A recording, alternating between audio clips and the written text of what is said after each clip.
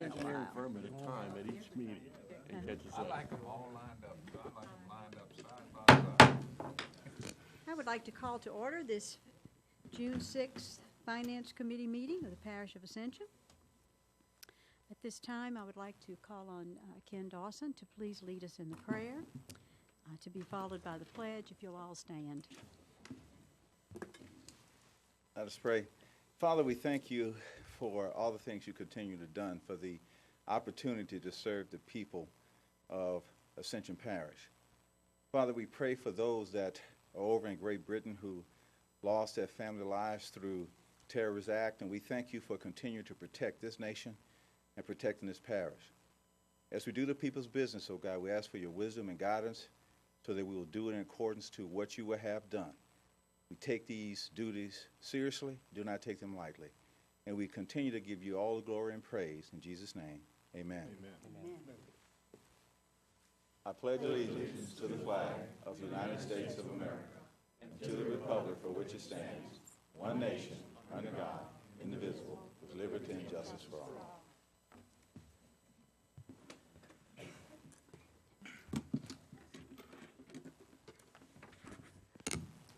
Madam Secretary, at this time, it needs to be noted that Councilman Joseph, Councilman Turner, Councilman sits there. Dempsey Lambert, Councilman Todd Lambert, and Councilman Benny Johnson are not present tonight. I did hear that. Joseph is on his way. I did hear that Councilman Joseph is on Stuck his in way. traffic. Imagine that. Okay. All right.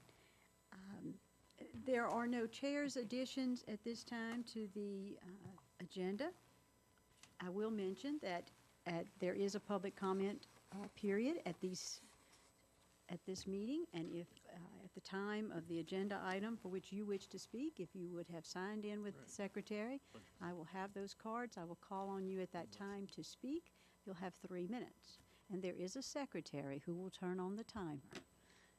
Mr. Dawson. Just picking on you. You didn't catch it. It's an inside joke I know around it was here. a secretary joke. Yes, it was. Absolutely. Okay. So at this time, I would like to welcome to give us a report, and I think some other items that are of importance to Ascension Economic Development. Their new president and CEO, Kate MacArthur. Lisa is Lisa here? I didn't see her, but Don Hanna is here, who is a member of their board of directors, and we are grateful to have him with us tonight. Thank you so much. Good evening, Kate. All right, thanks. Good evening. Yeah, sorry Lisa wasn't able to make it. She is at the school board meeting tonight, so we couldn't both be in both places at the same time. We understand. All right, so as part of our commitment, we are doing our quarterly update tonight. Our prospect activity has changed since our last report. We have 4 A projects, which are most critical active projects that have the most likely success in announcing soonest, and that represents 134 new jobs and $2 billion in potential investment. And then overall, we have 23 projects that we are working. We've gotten some new requests in recently, which are good, but we leave those in the C category until they come for a site visit or we get more follow-up information. So we'll keep track of those. You have a list attached that specifies which projects are in which letters. Our business retention and expansion program is going well. We're on pace to meet the goal for this year. We have met with 20 companies as of today, and we have uncovered 3 expansion opportunities through these visits with a potential investment of $90 million and around 10 jobs with those expansion projects. 5 of the companies we've visited have received awards for workplace safety.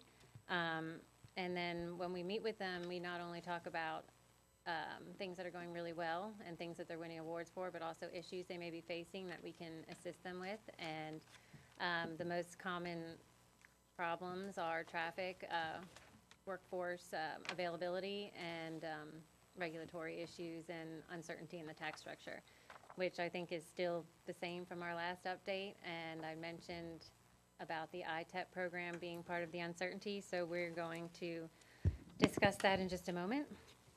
In addition to our program of work, we are still pursuing development of the Riverplex Mega Park on the West Bank in the Modest area. We actually have just received another project, so we're anticipating a site visit at the end of the month. So we're hopeful that we can get something going over there, and we are continuing to get due diligence done by CSRS on some more of our land planning over on that side. We are scheduling a meeting with the landowners for July to keep our relationship intact with them as it relates to our industrial overlay. We continue to communicate AEDC's progress in meetings such as this, as well as in our newsletter and on our social media items. And we continue to do our reporting to agencies, and we're participating in workforce training with the Ascension Small Business Power Week, August 14th through 18th. And we have our 2016 financial review is still currently in progress. And that's pretty much it for our finance report. I would ask if you have any questions on that before we move on to ITEP. Does anyone have any finance report questions?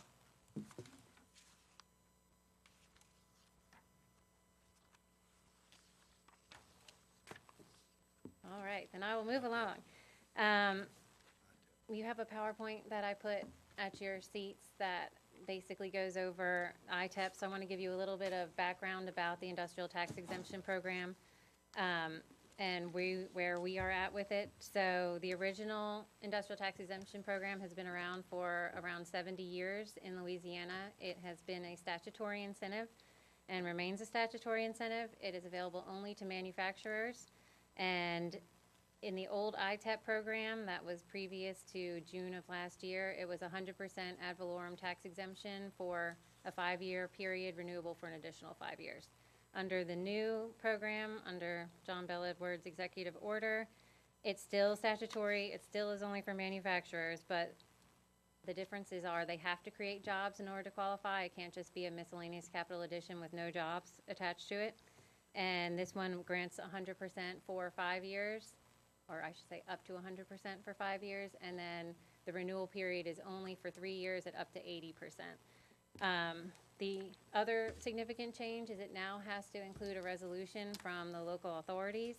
So we are trying to navigate that process. So I gave you the flow chart of how it works with the project process now, so it's a little bit more clear that when a project comes into the state and they submitted it advance notification form of their intent to locate, then they have to go through the process of getting the local approval, and then the state puts together an incentive offer letter, and then it goes to the Board of Commerce and Industry for approval, and then it goes to the governor for final approval as a signature.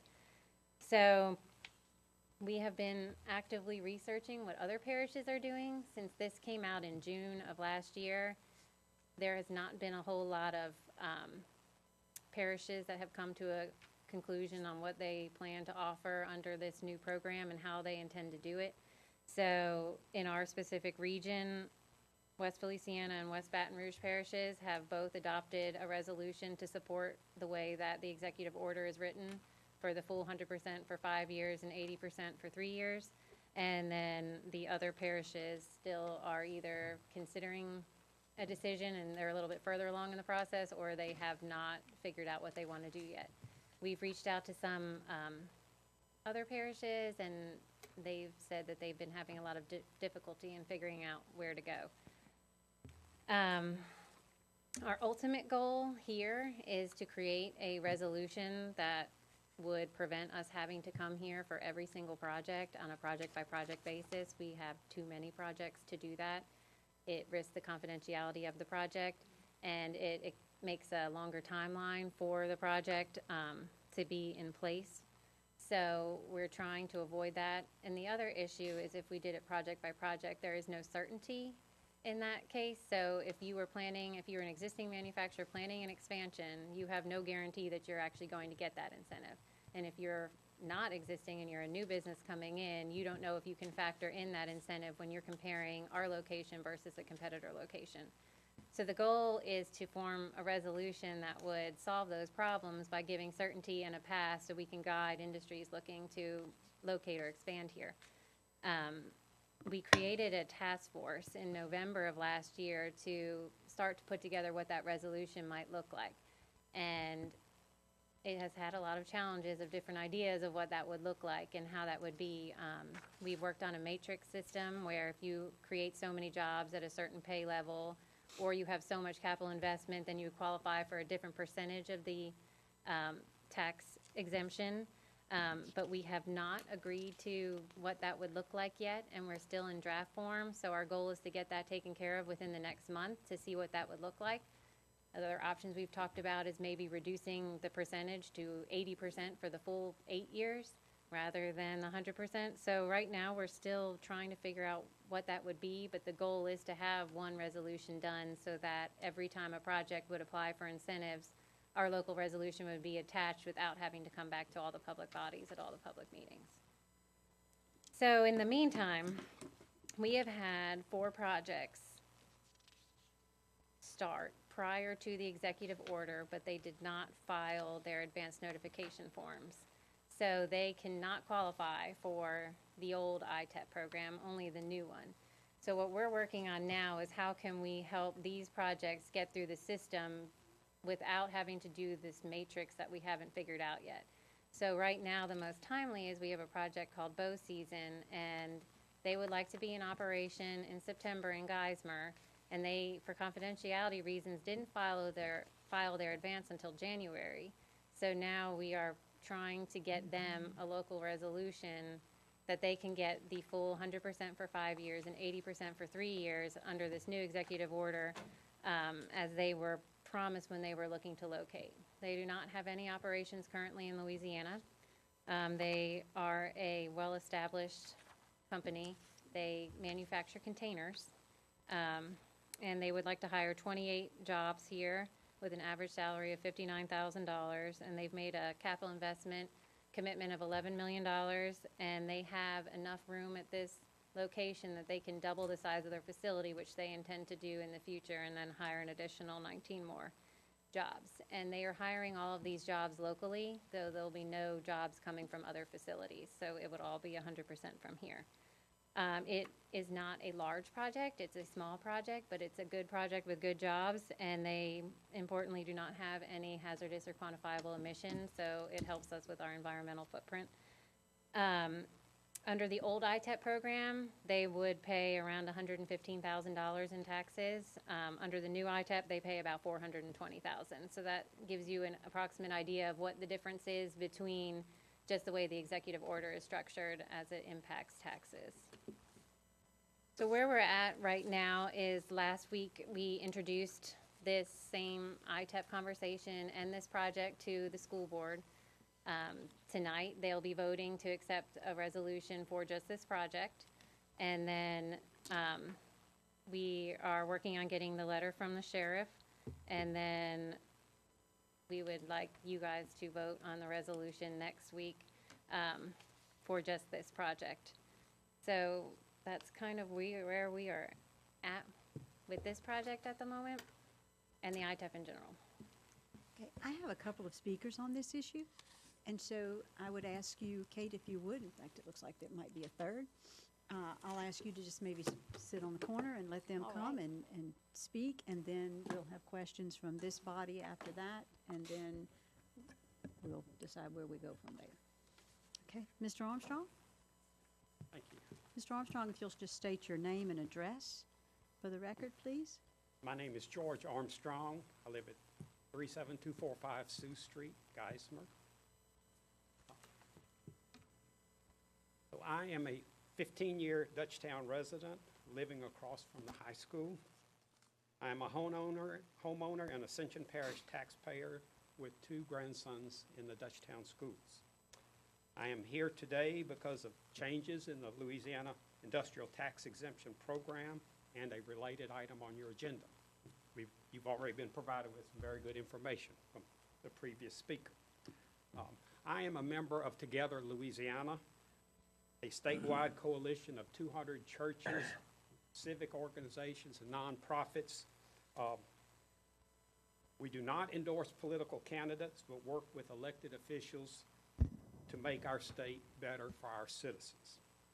Last year, we worked closely with the governor in developing his executive order, which was signed last year, which made major changes as indicated to ITEL. For 81 years previous, the state has been doing something no other state has ever done to our knowledge. A state board, the Board of Commerce and Industry, has been giving away billions of dollars of parish and local property tax revenue without the permission of local taxing authorities such as school districts, parish governments, sheriffs, and fire districts. Last year, the Board of Commerce and Industry gave away $160 million in Ascension Parish tax revenue and almost $5 billion statewide, again, without local permission. We rank 4th in the state in such tax exemptions. But today marks a new day in our parish and our state. The governor's executive order requires your permission for tax exemptions to be granted. So you have both the opportunity and the responsibility to make wise decisions for tax exemptions to be granted. The days of the rubber stamp in Baton Rouge are over. You have before you today a tax exemption proposal that may well merit some level of parish approval. It attracts new industry to our parish and creates jobs. However, in the past, most of the proposals that were approved in Baton Rouge accomplished no such things for us. They involved routine maintenance projects, equipment replacement, plant turnarounds, often resulting in a reduction in jobs, not increase. Such projects do not provide the benefits the exemptions are supposed to encourage. The result is parish residents and small business owners having to pay more taxes than they otherwise would. So thank you for listening to one of your taxpayers. I have two colleagues who would not like to make a few remarks. Thank you. Thank you, sir.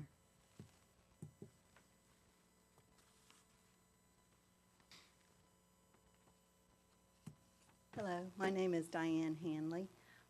I am with Together Louisiana, and I just want to share some analysis that we have performed. He has told you, Mr. Armstrong has told you about how these exemptions have been granted by a state body. But the analysis that I'd like to show you has frankly never been done by the state.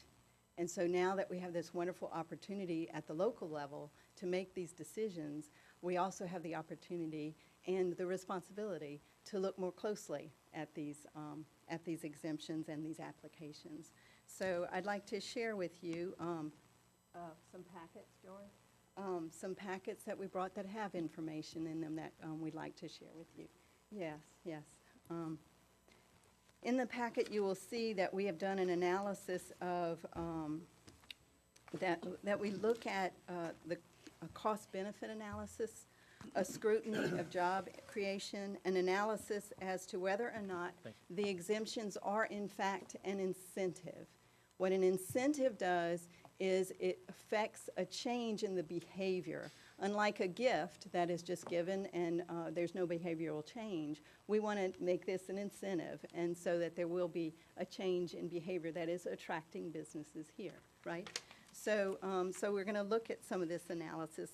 On this first page, you'll see this one here. It shows you the amount of tax exemptions that have occurred in over a 20-year span. It's been over almost $2 billion in Ascension Parish alone over a 20-year span. The exempted property revenue for 2016, as George said, is almost $160 million. And so it shows you beneath that how much it was to each of these entities. So we're talking school districts only almost $90 million, the Ascension School District. This parish governmental body, almost $30,500,000 from here, this entity alone, and furthermore, it shows you that. On the next page, I'd like to show you what has happened over the past 17 years from 2001, well, from 2001 to 2016, the past 15 years. It has in the past few years, really skyrocketed in the number of exemptions that have occurred. They are going up more and more. Without scrutiny, the state simply has been one that just takes it in globo and approves it. So that has been growing. On the next page, you'll see this analysis that shows you that of 107 ITEP exemptions, there were 51 companies that were, sorry, I didn't realize there was. Madam Chair, could we get her, the young lady's address? I don't think we got that one. Oh, I'll sorry. be happy to get that. Yeah, we'll need to get your address from I you. think I have it on, oh, well, Right, sure. just state your name. Where you live? Diane Hanley. My address is 5407 LaRanger Drive in Baton Rouge, Louisiana. I represent Together Louisiana, who's going around the state and giving this analysis to each of the parishes. Okay. I was born in Donaldsonville Well, and we're have plenty glad- family in Ascension We're Parish. glad to have you. We appreciate the packet, and certainly we probably need to spend more time together, but it's not allowed in a public hearing as this is scheduled. Okay, thank you, and I really would like to be a resource to you and would like to spend more time with you, so thank you for your time. Thank you. And Dr. Loudon. Good evening. My name is Henrine Loudon, Louden. I'm a retired pediatrician. I've spent 42 years in the practice of pediatrics. The first 32 of those years in New Orleans, and as they say, Katrina helped me swim west. And I am a resident of Ascension Parish. George and I live near each other in Dutchtown. I live right off the bluff, and it's been a joyous experience to live in Ascension, and my family and I. My comments with respect to the proposed resolution by the LED are that sounds very reasonable and appropriate, and I think the looking at the advance notification from the Mercer company for the container, it seems quite reasonable. It's a new company coming into the parish, okay? It exemplifies what the governor was talking about with respect to the proposal that was put forth. We would ask you, as we look at the other qualifications for these exemptions, to also consider adding to that resolution, or considering in that resolution, what's called the clawback provision. And that provision allows you and the governing bodies and the parish bodies to look at whether or not the company has met and has met their employment projections as promised by the exemption. If they promise, as in this one, I see 40 jobs, as you described, over time. In 5 years, are there still 40 jobs, or are there now 32? The clawback provision would allow for a percentage drawback in that exemption based on what was and was not met by the initial proposal. It boils down to accountability. We welcome this process. I welcome it as a citizen. I welcome it as what I have tried to do most of my career, and that is to be an advocate. So I welcome it as an advocate for our government, our schools, our children. Thank you very much for your time and for listening. Thank you, Doctor. We appreciate it. Okay, at this time, I think we will begin with questions from this body. Councilman Joseph. I missed your name again, I'm sorry. Miss Kate? Kate. Miss Arthur? Okay, well, Miss Kate. My question is, and you say this resolution is going around to all the departments around here, and the school board is, what feedback are you getting back from them? Are they they embracing it or not? Because there's always was an issue when it comes to tax breaks, Right. you know. So I can't speak on behalf of everyone, but the informational meeting last week, it was talked about that the school board felt that economic development was important in Ascension Parish, and they understood the value of it. And they wanted to support new projects, and the only concern was the local jobs, that they wanted some kind of certainty that they would be Ascension Parish residents. So we went back and researched that for today, and it's not legal to mandate it be only an Ascension Parish resident that is hired, but we can have a CEA attached that says they will make their best attempts to hire Ascension local residents before others. So that's the best we can really do with that, but that was really the only concern that they voiced for this project. And then overall with the resolution, they were in support of figuring out a matrix system to make it so that we are incentivizing correctly. And they were looking forward to seeing what came out of that. Okay, all right, that's all the question, thanks. Councilman Dawson. I'd like to start, if it's okay, with just a motion to recommend moving this to the full council with our approval. I'll second.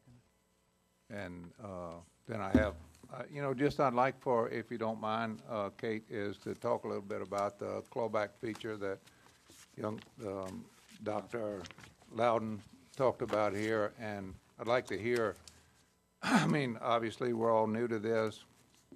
Does the state, you know, we're doing this in conjunction with a state contract, is that not correct? And how do those things work together? Let me ask that. The state does monitor clawback provisions currently. They have discretionary incentives that they give out, and they monitor job performance, so they will only award a percentage of the incentive based on the percentage of jobs that were created that were promised. In the discretionary side, then they have a quality jobs program that they're also monitoring how many jobs for that incentive program. It's not unusual or not impossible for the state to monitor and have clawback provisions, and in the resolution on the local level, we can include that. It would just be something that we would have to then determine how we would also assess the employment levels, and it may just be a partnership with the state and asking them to give us that feedback on the routine basis that they are checking, so that we can have that same ability and then send that to the assessor's office. Okay, and I'd like to just voice my support for this. 28 quality jobs, no smokestack. I think this is the kind of businesses that we want here coming in from out. They're new businesses. They're looking at expanding. Additionally, we kind of have a commitment here in the sense that this company came before there was this executive order. They were, even though there was no written contract, there were verbal agreements that they would get the industrial tax exemption. There was no warning that this executive order was coming. So in a sense, this is a, you know, we agreed to this and the state agreed to this earlier. So, you know, again, I voice my support for the resolution. Thank you, Mr. Dawson. Councilman Satterley. Thank you, Madam Chairman, and I would like to thank all the public speakers, and want you to know I've heard you clearly, and I want to thank you as well. My question is along the line of the clawback as well. I can recall a meeting not too long ago. Unfortunately, I can't date it for you, but with your predecessor, when Mr. Eads sat in your chair, I was concerned and was getting a lot of blowback from my citizens that since we are falling woefully behind in infrastructure in this parish for roads and sewer and drainage now as it's reared its ugly head as well, you guys really need to quit. You guys, meaning I guess both the state and the parish, giving these tax breaks to these guys because they're not producing their fair share. Well, that's a difficult one to handle depending on the yardstick or the metric you look at in terms of jobs and so forth and so on. And so one of the things I asked for, and I just assumed it was done, I didn't even know it was called until tonight, clawback, was that, I see the other thing I asked for was wound up being illegal, but that's not a reason not to ask for it, which is this business about it's unconstitutional, whatever they decided that you have to use Ascension Parish residents in these new jobs.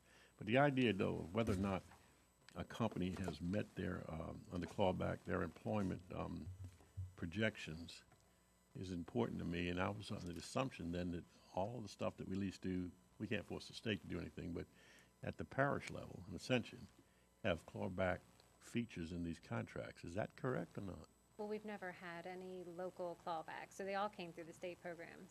And it's always been a statutory incentive. The difference is now that we have to approve it before the state can give it, which is different because the state just gave it on our behalf since the Which we program's would inception. approve, right? We'd have no reason not to approve that?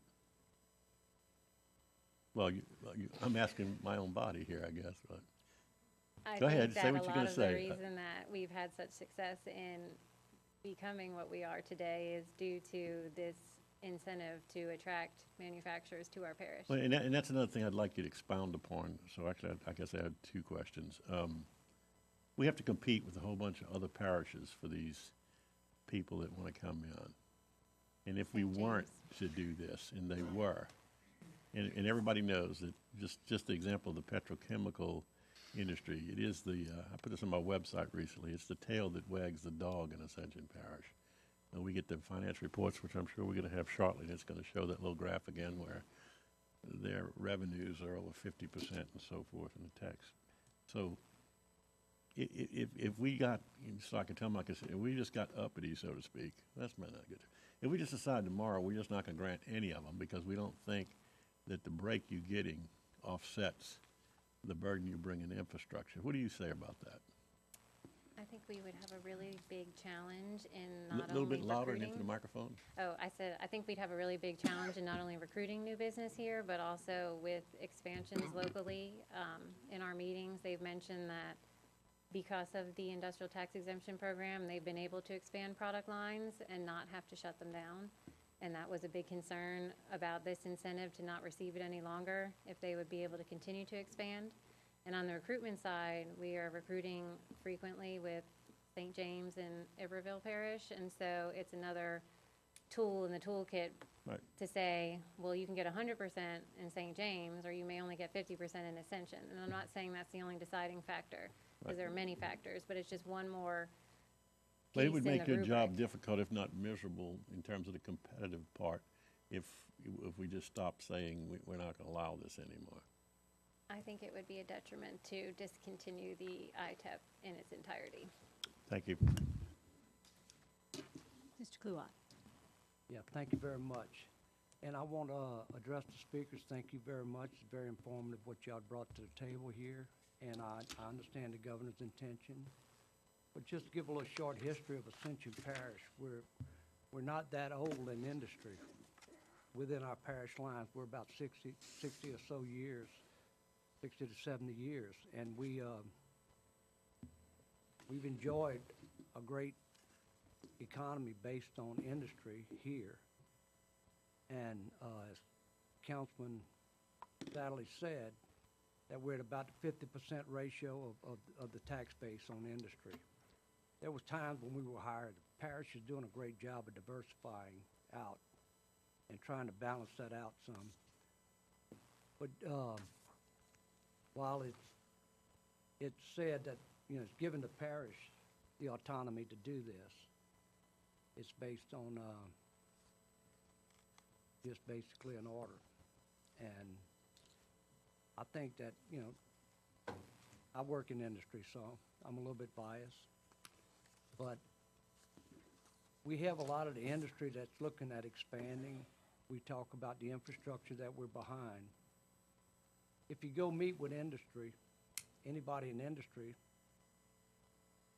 I'm not going to say this as a blanket that they don't have a problem paying taxes, but they do want to see. They meet with the state folks and the local folks. They want to see the roads widened, the infrastructure improved.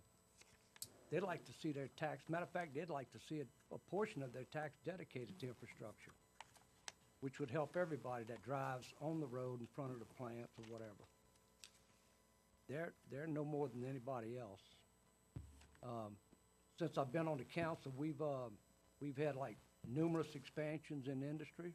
We've had a couple of pretty large greenfield projects, and we went to them you know, not necessarily on the clawback, but basically talk to them, and the incentives to hire local.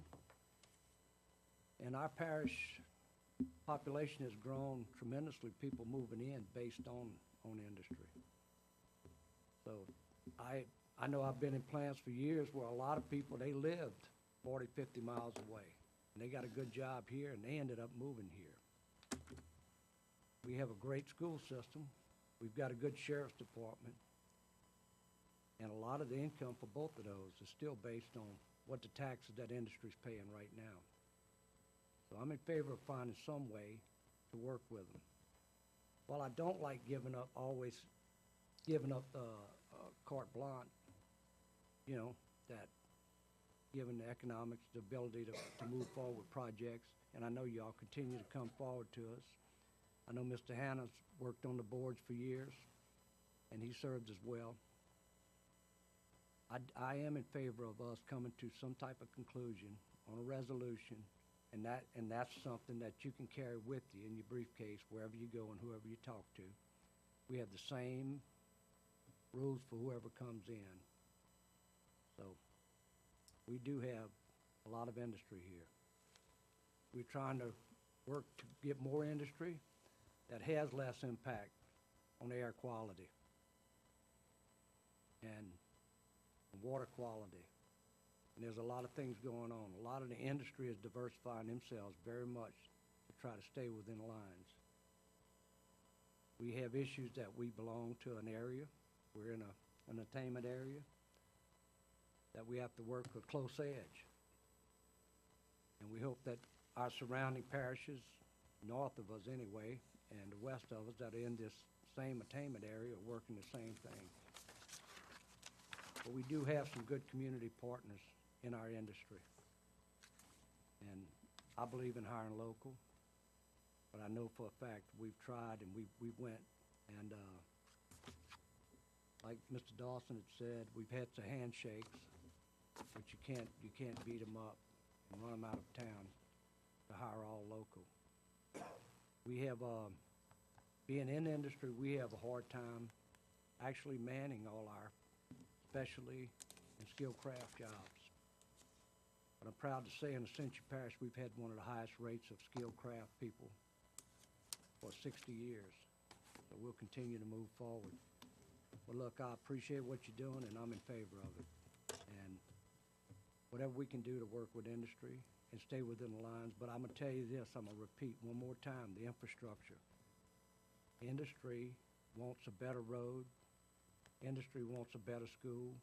Industry wants a better sheriff's department, better law enforcement, a safer place to live, better traffic. They want that also. So when we work with one of our industry partners to come in, there's been numerous occasions where we work with road improvements that they've taken on that burden. Some hadn't, but we'll continue to work with that. Work with our state DOTD, because mainly we have state highways that feed the industry. Thank you, ma'am. Thank you, Mr. Cluett. Mr. Lawler. First of all, thank everybody for coming to speak tonight. With regard to the project, bow season project, I think this is the type of project that we want to attract. New jobs are a key. I think that's the step in the right direction. Instead of allowing exemptions for somebody that's not going to create a job, we're getting new jobs here. They appear to be very good paying jobs. The lack of environmental impact is also very important. That's something that I think we should look at and encourage, and I think we're doing that in this situation. I am interested in two parts.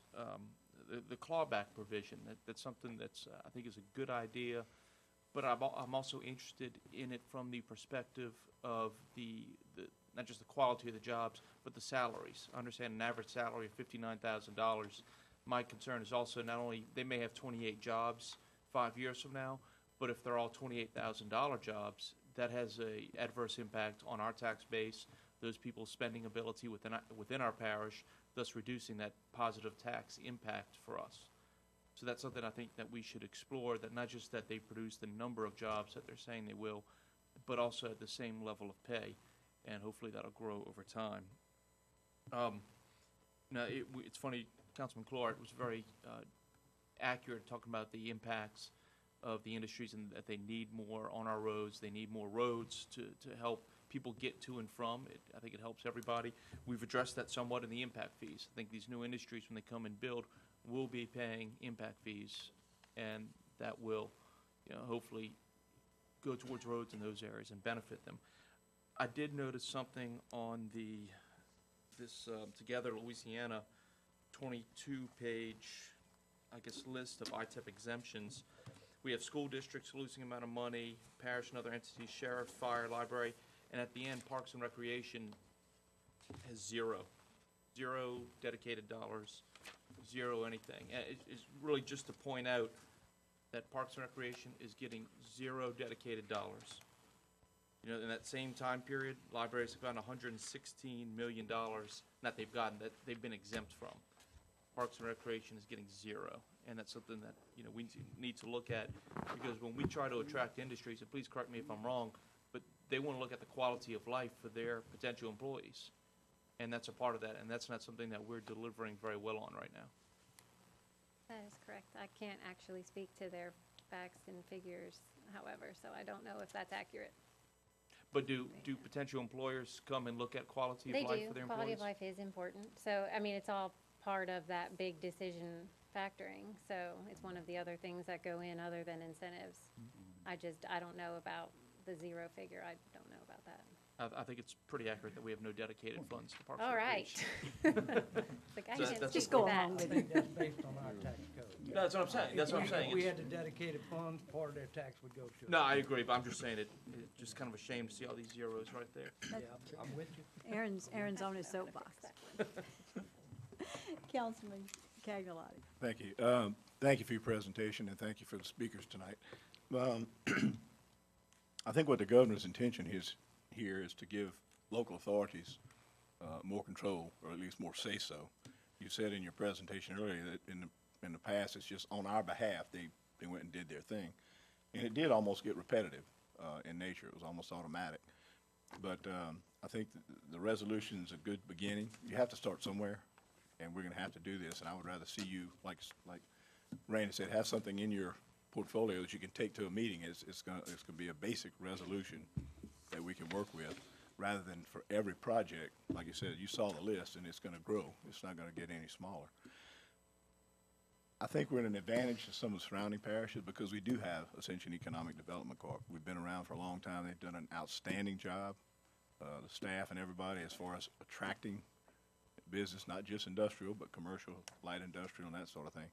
And we want you to continue to do that. So I'm like Randy, I'm in favor of it. We'll give you whatever tools we think you need to be successful. Thank you. Appreciate that. Thank you, John. Thank you, Kate. I share the concerns about the clawback.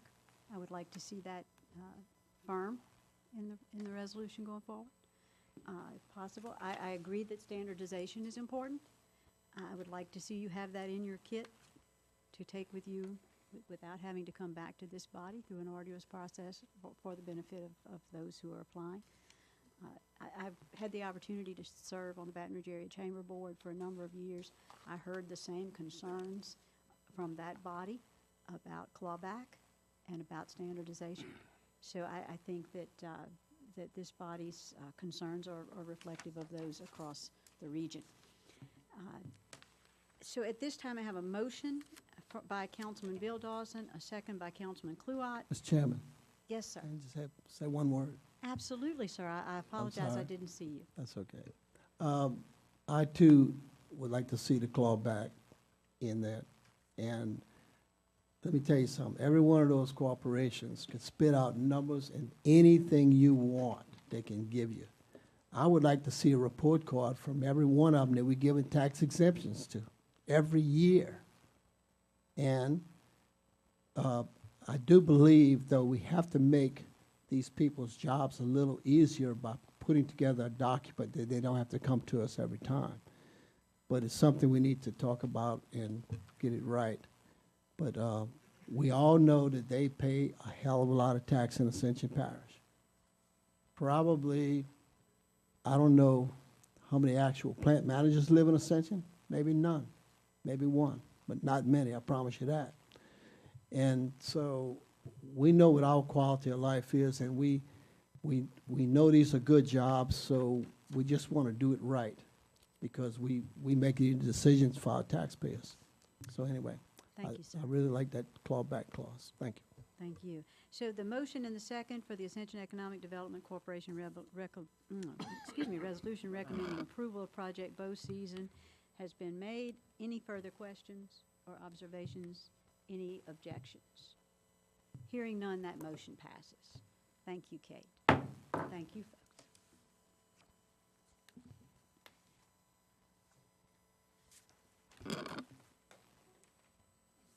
All right, moving along to item number 6.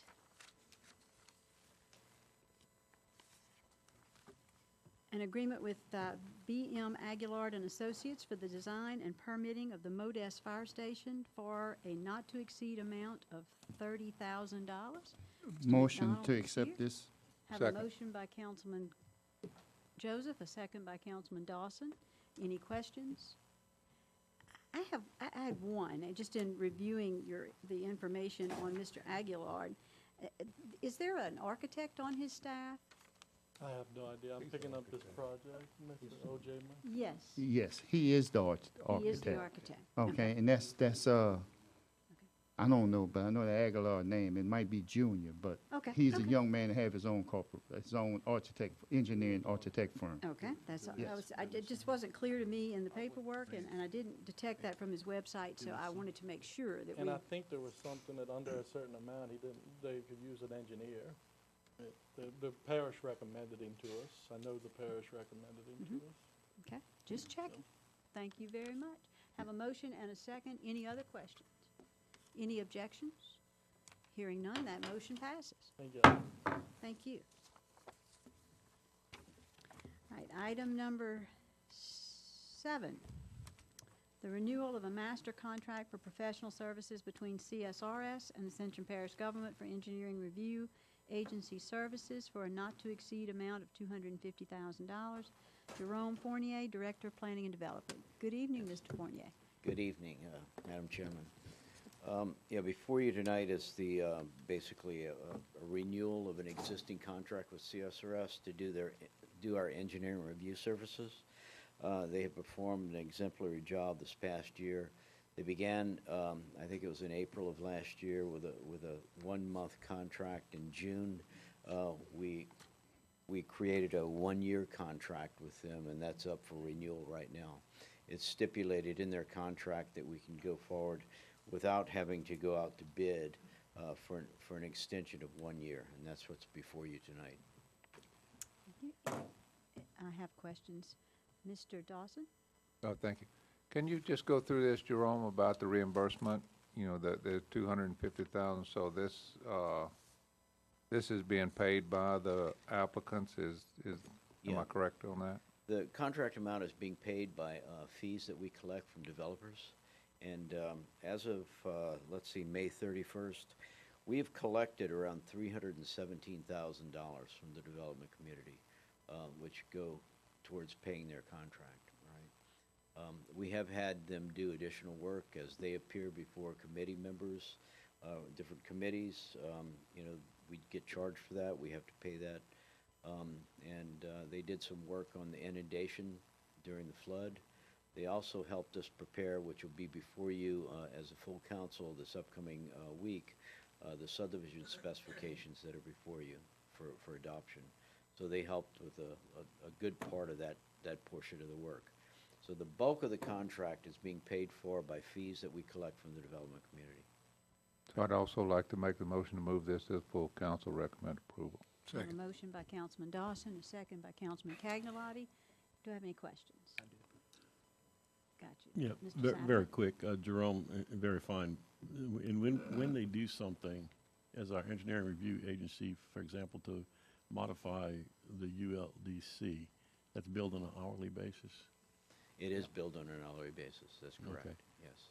So unless the change is something really, really major, that's not a major expense. The major expense of this money that you're asking for approval tonight is for the approval of subdivision, new plats. and Yes. Things of that The nature. overwhelming majority of it is, yes. Thank you. Thank you. Mr. Kluai. Yeah, real quick, Jerome, when you first sat down with CSRS and take over these services of the review, plat reviews and all that. Okay, and then we had other tasks that were given them. So, you know, are we saying that we're just throwing another 250 in the pot, or is it 250 is gonna cover a year, or? Well, let me say that the initial Because that's what I'm trying to 250,000. figure, this just keeps rolling, Yeah, I okay? know. And I'm all right as long as it's services, and I wanna make everybody understand, they had a question, it is hourly. It's Right. billable hours against it. It is billable hours, yes. They charge us on a billable, so this is a not-to-exceed amount. If, within the next year, they don't do as much work as they've done this year, we won't go, up to that amount, so it's on a time and materials basis. To let you know that, I'm sorry, the first part of the question was? First part of your Well, we question? started out, Oh, right. We had a real backlog of projects when they first started.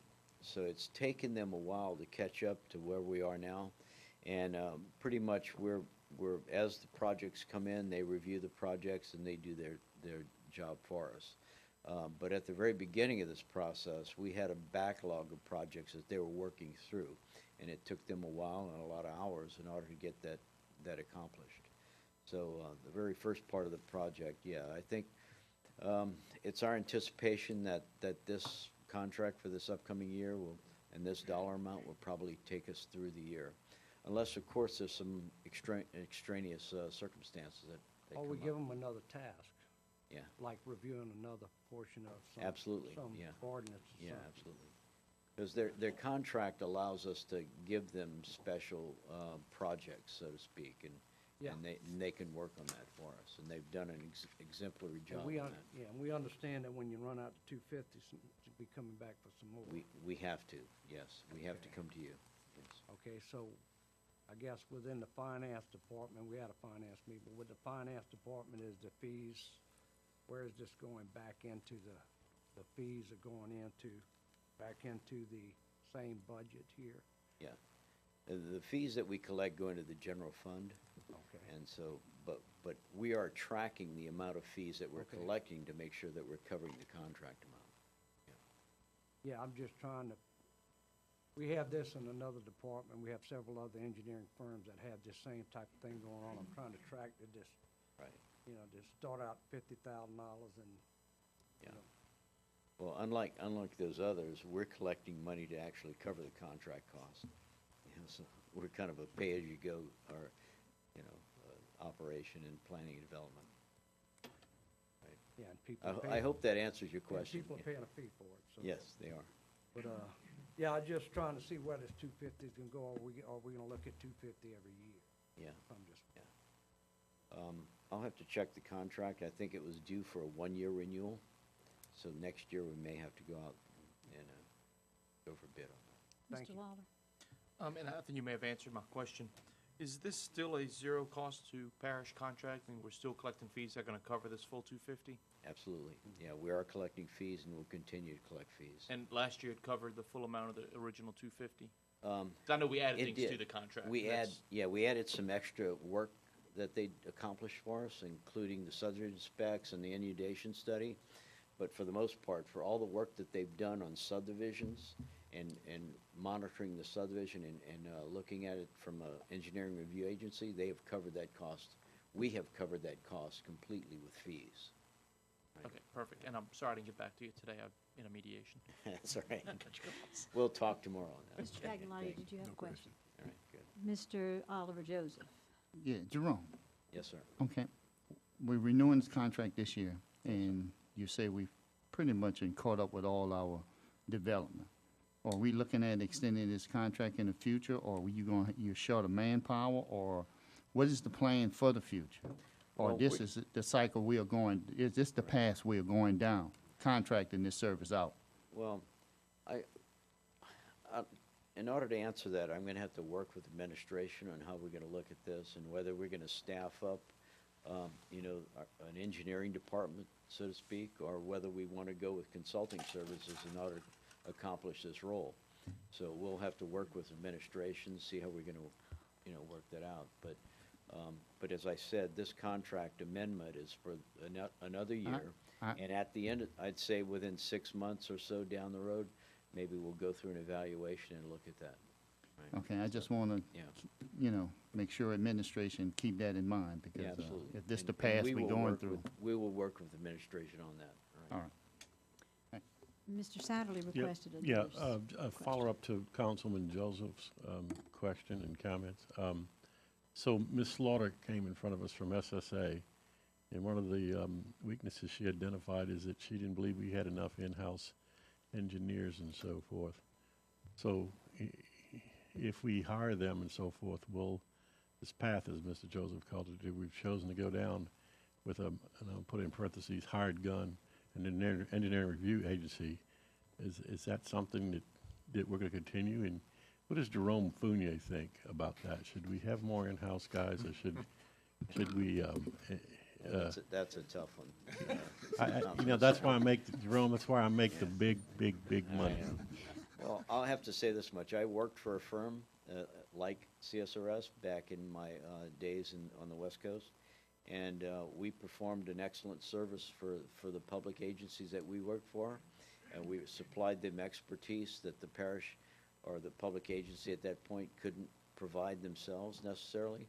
I'll have to remind the council that, you know, CSRS has several professional engineers. They're registered, they're licensed to practice in the state of Louisiana, and they provide an excellent service. In order for the parish to go out and hire that type of expertise, you know, we'll have to look at that. But That are you may saying be it's difficult cost? to do. You know, I understand expertise. That's easy. Is it cost effective?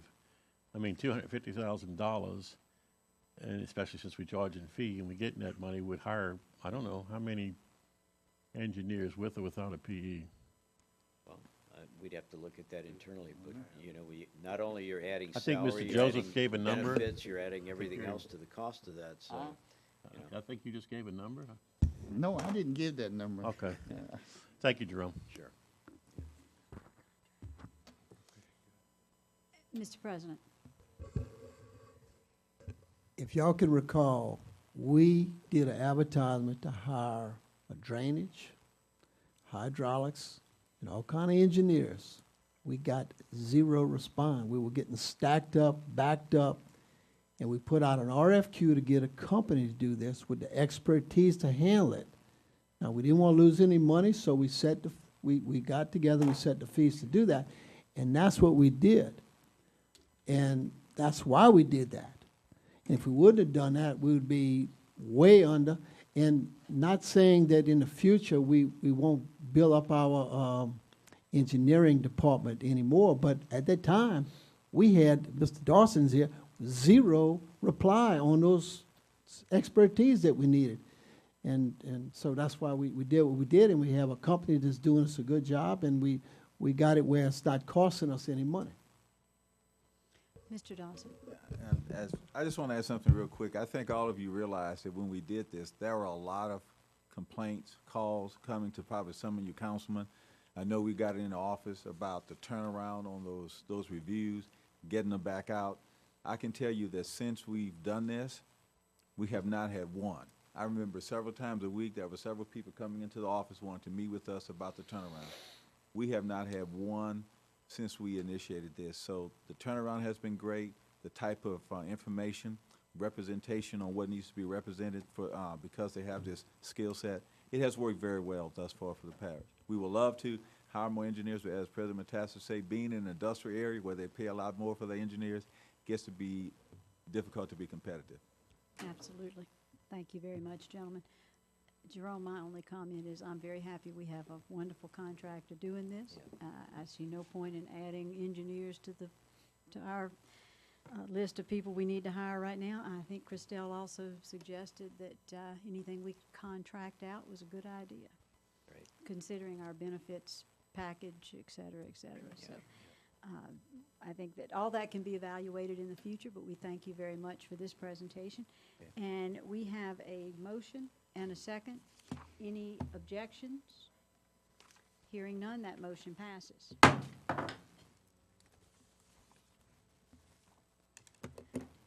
I have item number 8, a cooperative endeavor agreement between the Board of Supervisors of Louisiana State University and A&M College, represented by the LSU Agricultural Center and the Ascension Parish Government, for 4-H agent position to provide 4-H youth development programs not to exceed $50,000. And Camille Brady with the Ascension Parish 4-H is here. Motion. I have a Second. motion. I have a motion by Councilman Satterly and a second by Councilman Cluott. And Camille, if you would like to say anything about this before we vote, please do. I know I would just like to thank you for your consideration and all you've done for the Ag Center. Mr. Craig, normally, I'm the 4-H Youth Development Agent. Mr. Craig Russo, our parish chairman, and also the extension agent for Ascension Parish, is normally here. However, he's at the Louisiana County Agents meeting, and he's on the board of directors, so he had to be there tonight, unfortunately. But just thank you for your support, and hopefully you'll renew this annual agreement for us. Thank you. We have a motion and a second. Any questions? Mr. Cluott.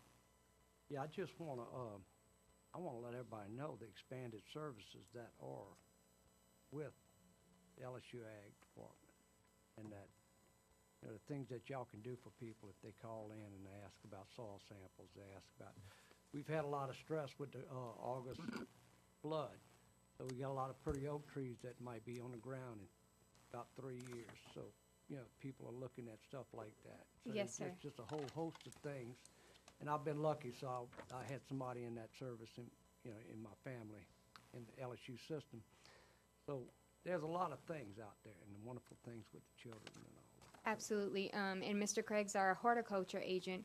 We've gotten a lot of calls since the flood about, you know, redoing their yard and what vegetables and fruits are healthy and safe to eat after the flood and things like that. So we do offer free advice on those things. All of our information is research-based. We can get you help if we don't know the answers. So we do have a lot of resources like that are free to the public for information, and it's all research-based. Thank you. Any further questions or comments? And I do have a packet of information that you should have in front of you, just some reports on how the Ag Center has been affecting the parish, and our 4-H Youth Development Program, and also the Ascension Master Gardener Program has some information in there as well. So please let me know if y'all have any questions. Thank you. Having a motion and a second, do I hear any objections? Hearing none, that motion passes. Thank you.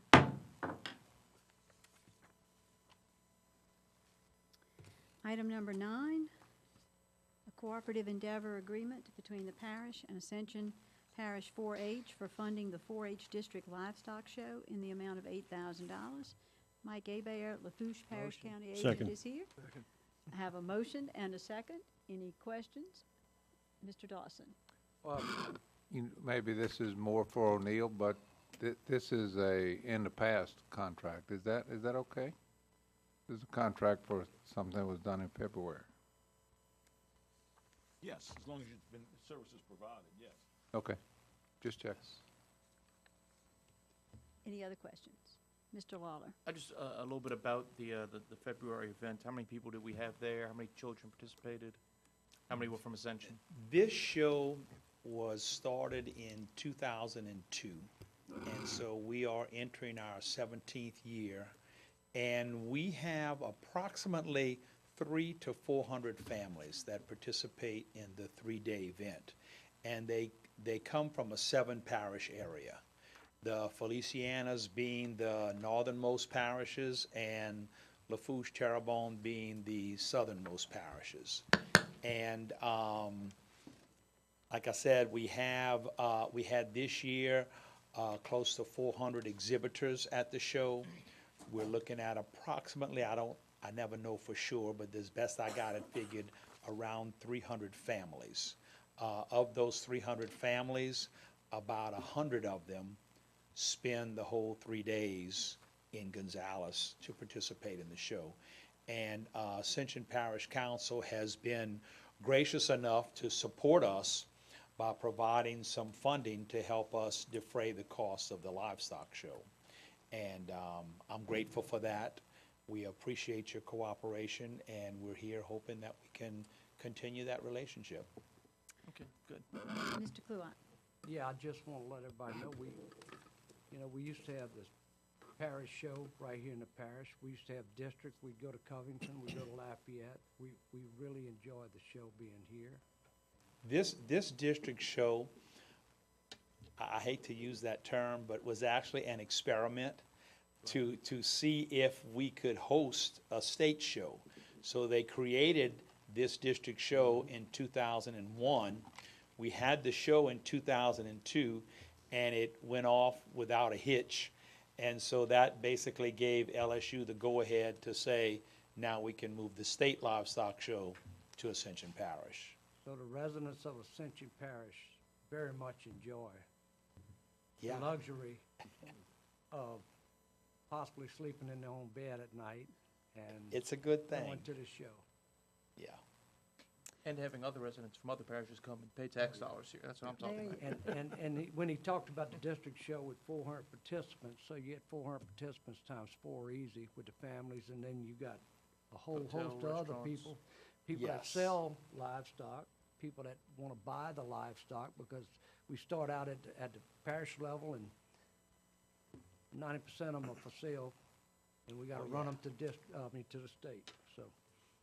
It's a big event, and I tried to get on your agenda in December and in January, and your agenda was full, and then February we had the show, but I always come before the show to invite you personally to attend the show, and I don't want to keep the meeting going any longer, but let me just say that I am retiring in August, and I've had a very good relationship with the Ascension Parish Council. Y'all have been very generous, very accommodating, and I appreciate it. I don't know who my replacement will be. I'm sure it'll be a very qualified person. There will be no lapse in service and in running the district show, but personally, I want to thank y'all for everything that y'all have done to make my job a lot easier. Well, thank you, sir. We Thank will you. certainly miss you. We've seen you several years now. I'll still come around. I just won't be in charge. There you go. Any other questions? Any objections? Hearing none, that motion passes. Thank you. Happy retirement. Thank you, ma'am. At this time, we need to proceed with item number 10. And I have a modification in the language here to exclude the words "site of Oak Grove." So this should read amendment to Curtis Environmental Contract to add the additional testing for the current contract for analytical testing. Wait a minute. Amendment to that is not going to come out right. We just need to take those words out. Am I right, Ken? Yes. Get me straight on this. Yes, A Madam Chair. total not to exceed $8,500. It is a contract for analytical testing, but it is not exclusive to the site of Oak Grove. Motion. Second. Have a motion by Councilman Kluot, a second by Councilman Cagnolati. Have a question from Mr. Dawson. Again, Ken, they have an expiration date of May 31st, 2017 on this. That's like, I don't know, I'm not very good at math, 7 days ago or something. Yeah, I think this is what happened when we are actually going to the point that we are discontinuing utilizing Curtis Environmental to do our chlorine testing, okay? When the contract ended, we voted to end the contract. They still had some more work that needed to be paid for. This is gonna allow them to be paid the remainder that they do. They're no longer doing any more work. That's why those dates are kind of off on that, Councilman Dawson. So this is something, work that's already been done in the past. Yes. I don't know about everybody else. I'm not that crazy about doing the contract after you do the work. Well, what happened, the contract expired when we were actually closing out the vote. You could have come to us if you discontinue. knew the contract was expiring in March. I mean, we open for business every month. I agree, but that's exactly, I'm just explaining what happened. Okay, thank you. Any other comments or questions? Yes, Mr. Lawler. I missed the why it happened, though. I mean, I don't want it to keep, I think, share Mr. Dawson's concern. I don't want it to keep happening again Why does that happen? It's not like it's the first time we've approved a contract that was, What Overview happened, has. our utility department was looking at methods in order to save dollars. Okay, they looked at utilizing operators to go out and do chlorine testing instead of continue to use Curtis. When they were doing their evaluation, they tried to get it in time before the contract ended. They were not able to do so. So when the contract ended, Curtis continued to do some of the work because we didn't get it to the council in time. Now, again, they were going through the evaluation to make sure that we had the personnel with our operators to do the testing ourselves. The testing that PUA does, they always had operators to do it. We're trying to be efficient by using some of those operators to do the testing with Ascension or ACUD1 as well. So it was a cost-saving measure, so the cost that we're normally spending for that, we won't be doing it anymore. That's kind of why the contract time kind of got Okay. messed up there. and I just, it's kind of like the, you know, when we get the contracts with the change orders in, it's just concerning to see. And I think we'd all be more comfortable if it didn't happen very often. I know we're trying to push back on change orders, same sort of thing. We just want to push back on approving contracts that the work's already been done and we're paying for it after the fact. Thank you. Do we have a motion to approve this item? Get Did a I? motion? Okay, I just wanted, I got kind of sidetracked there. Had a motion and a second, had a question. Any further questions? Any objections to this contract? Hearing none, that motion passes. Item number 11, an amendment number 1 to the GPS Fleet Management and Safety Agreement for the extension of time and compensation through August 1st, 2017 for an additional $16,552.80. Ken? Yes, thank you, Madam Chair. This is an extension for 1 month. You see, it goes into August 1st, 2017, to continue GPS monitoring. We didn't want to lose the ability to do so. Mr. Rue is going forward with evaluating all the equipment that needs to be added to the contract so we can go out with the RFP and basic proposal to monitor all the things that needed to be monitored. So we didn't want to lose the GPS monitoring capability during that time, so this is going to extend it 1 month so that we can go forward with getting the RFP out. Thank you. So what, do I have a motion and a second, and I'm sure there'll be some discussion? I'll make the motion. I have a I'll motion, second. and I have a motion by Councilman Kluot, a second by Councilman Lawler. Certainly my question is, what is the status of our, I mean, we are still waiting for a policy around GPSs for personnel, from personnel. And, I mean, I understand monitoring them. Are they in the vehicles? What is the status of GPS in Ascension Parish today? The status of the monitoring of GPS, or, I'm sorry, Well, Madam Chair. I don't, that wa- was I. the That's policy. okay. Well, there are two things. First, we don't have a policy around the installation of GPS, as I recall. I have not heard that. And second, we are, so are we monitoring something that's not even in the car? Or is it in the car? Yes, yeah, I mean, yeah, we are monitoring GPSs. I mean, we're still extending that. I mean, we just had something happen the other day that was a location that needed to be looked at. So, yeah, the GPS is still allowing us to monitor the vehicles that, the devices that are still in the car. Okay, we're not paying for anything that are not being monitored. Okay. So if you could help me by saying, when can we expect for this body to review a policy around GPS And let me, and the use of them yes. in relationship to our personnel? Sure. Let me just correct something. I know we're looking at a 4-month extension so that we can be able to go out for the RFP to make sure we have all of the proposals in. We want to make sure that the technology was such that can do the kind of things that Mr. Rue wanted to do with DPW so that the policy can be written around that particular specifications that we get in. So the goal is, as we move forward with this RFQ, we'll have the company come in with the specifications that we need. We then write the policy around the capabilities of that, and then that's when we will come back to you for approval of that policy. I like the way you think. Okay. I have questions on this end. Mr. President, did you want to make a comment? I just want to say that, see, originally, we were just gonna, add it to their contract, but I met with Acadian today, in fact, and they assured me that they can do whatever changes we need to on equipment and stuff like that. But the reason we gotta do the RFQ, because there was none ever done.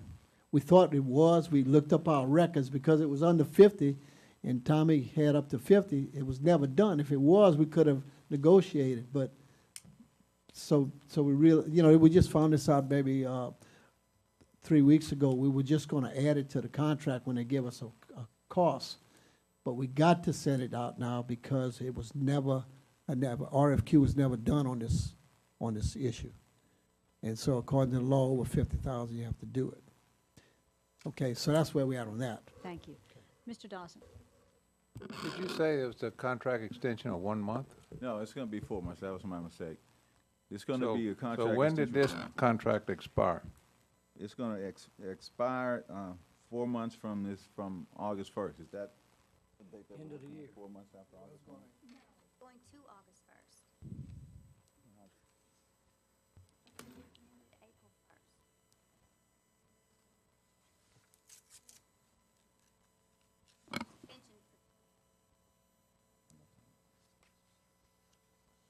So we after the fact again. Yeah. Okay. All right. Contract ended on, Bill was here. I mean, this is kind of in his lap. It ended in April. Bill wanted the extra months to finish the RFQ. So what do we do when these we don't get any notification when a contract expires?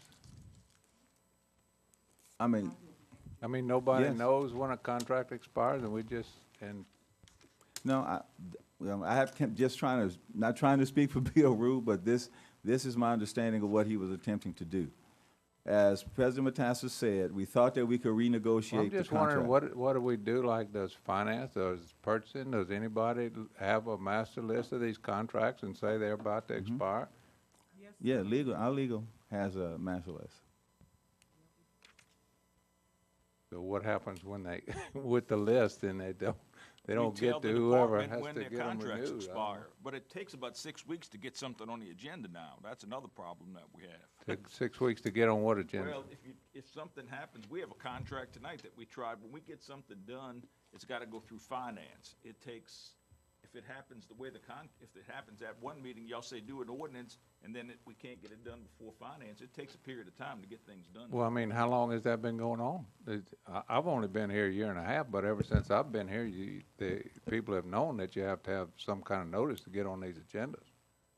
I mean, if we have that, we know the contract's expiring in April, then you can't wait till We send it to the department. June the 6th to get it renewed? Yes, ma'am. Absolutely, Ms. Jones. Okay, this is a contract that was originally awarded that was under $50,000. And $50,000 was plenty of money. But since our fleet department continued to grow and the fee to monitor all of the units that we put GPS systems on continued to grow, I think in April or so, I got a notification that the contract was getting ready to expire, and that the parish council had requested this GPS system. And I'm saying, like, we can't do a GPS system because this is gonna exceed $50,000. And we, by parish ordinance, we have to go out for an RFP. And I think it's been in progress since that point. In all fairness, it was Bill Depew's project, and then Bill Depew left, and Bill Rue got the project this year. So that's what happened. And we're sorry, but that's what happened. I mean, that's what happened. I mean, it just happens to fall on a night that every one we've brought so far has been expired. And let me just add that. We can do better. Yeah, well, that's- absolutely, but I guess, and also, you know, the requirement that we were looking at monitoring all equipment, because as Ms. Jones just said, the way that it was done in the past administration, only the amount of equipment that was monitored that would not exceed to $50,000. So you only monitor a certain amount of cars. When we start looking at expanding the GPS, that's when we got into the possibility of having to expand, go out for an RFP to look at a cost. Second thing that we started to look at, we started looking at the technology. We had a meeting with IT department to start looking at what technology was out there and what could we use. There were several meetings that we had with IT and with DPW about what we needed to do there. So we're at a point now that instead, now we could have let it expire, okay, but we didn't think that would be proactive because we had just recently had law enforcement come into the office asking to look at GPS records for something they were investigating. So we didn't feel that it was prudent to let it expire. So the goal was to continue it as we move forward. We initially were thinking about just letting it go and go out with an RFP, but after that, we wanted to continue it. The goal is at this particular point, once Mr. Roof finished all of the equipment that he's getting in and determining what he needs to monitor, because I think that this body wanted to monitor not only the vehicles, but also monitor other equipment that we had in the parish.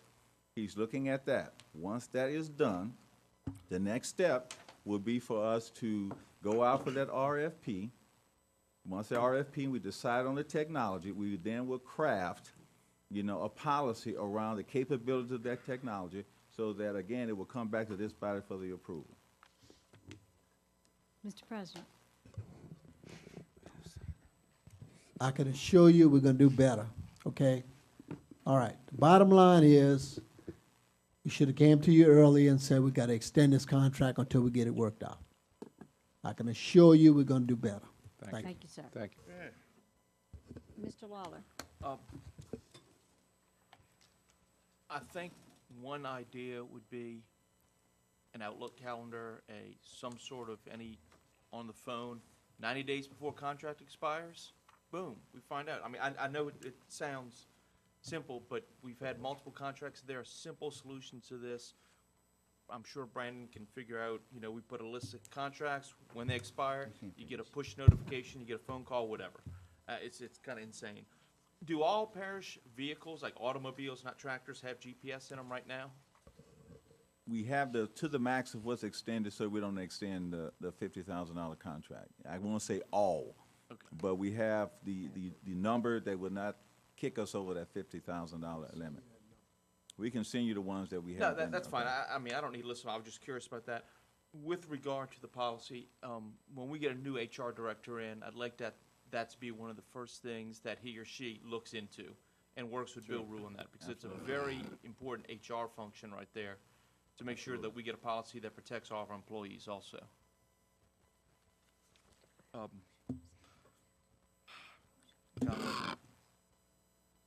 We just gotta do something on the contract, so when they expire, we can't keep doing this. But I'll that's make the it. motion and move it forward. Have a motion by Councilman Bill Dawson, a second by Councilman Cagnolotti. Are there any? I just have one point. Yes, Mr. Cagnolotti. On the agenda item, I would like to see, you know, it just says what the contracts, I'm in the GPS Fleet Management Safety, but name the company. I think, let us know who the contract's with would be helpful. Yeah. It's Acadian. Okay. So, like I said, I met with him today. Originally, when Bill was wanting these different devices, it wasn't sure that they could produce them. I met with him today. They can produce anything we need, he told me, today.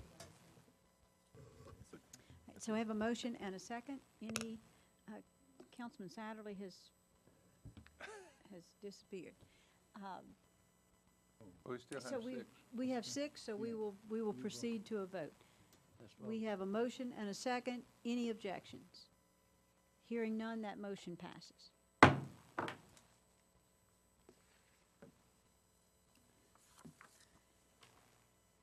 moving on to item number 12, an authorization to amend the contract between Ascension Parish and M&H Builders Incorporated for the DPW building retrofit, adding change order number 002 to increase the contract sum by $14,578 and adding an additional 10 days to the contract time. The total contract time sum, including change order, will be $454,153. Mr. Enlow. Yes, ma'am. This item was brought last meeting, and I was promised to get you guys some information, which I emailed this board. It's back for approval again. This is for the owner requested changes or the electrical component to bring the building up to code from the owner requested changes to the retrofit. Motion. I have a motion by Councilman Kluwat, a second by Councilman Cagnolati. Any questions? Any questions? Hearing none, any objections? Hearing none, this motion passes. Thank you. Thank you.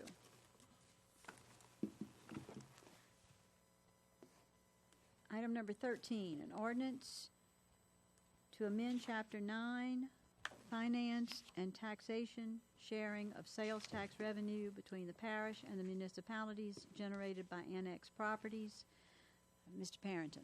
Well, this is just an ordinance that I was requested to prepare, just where we've gone from that 75-25 to a 50-50 share on annexed properties.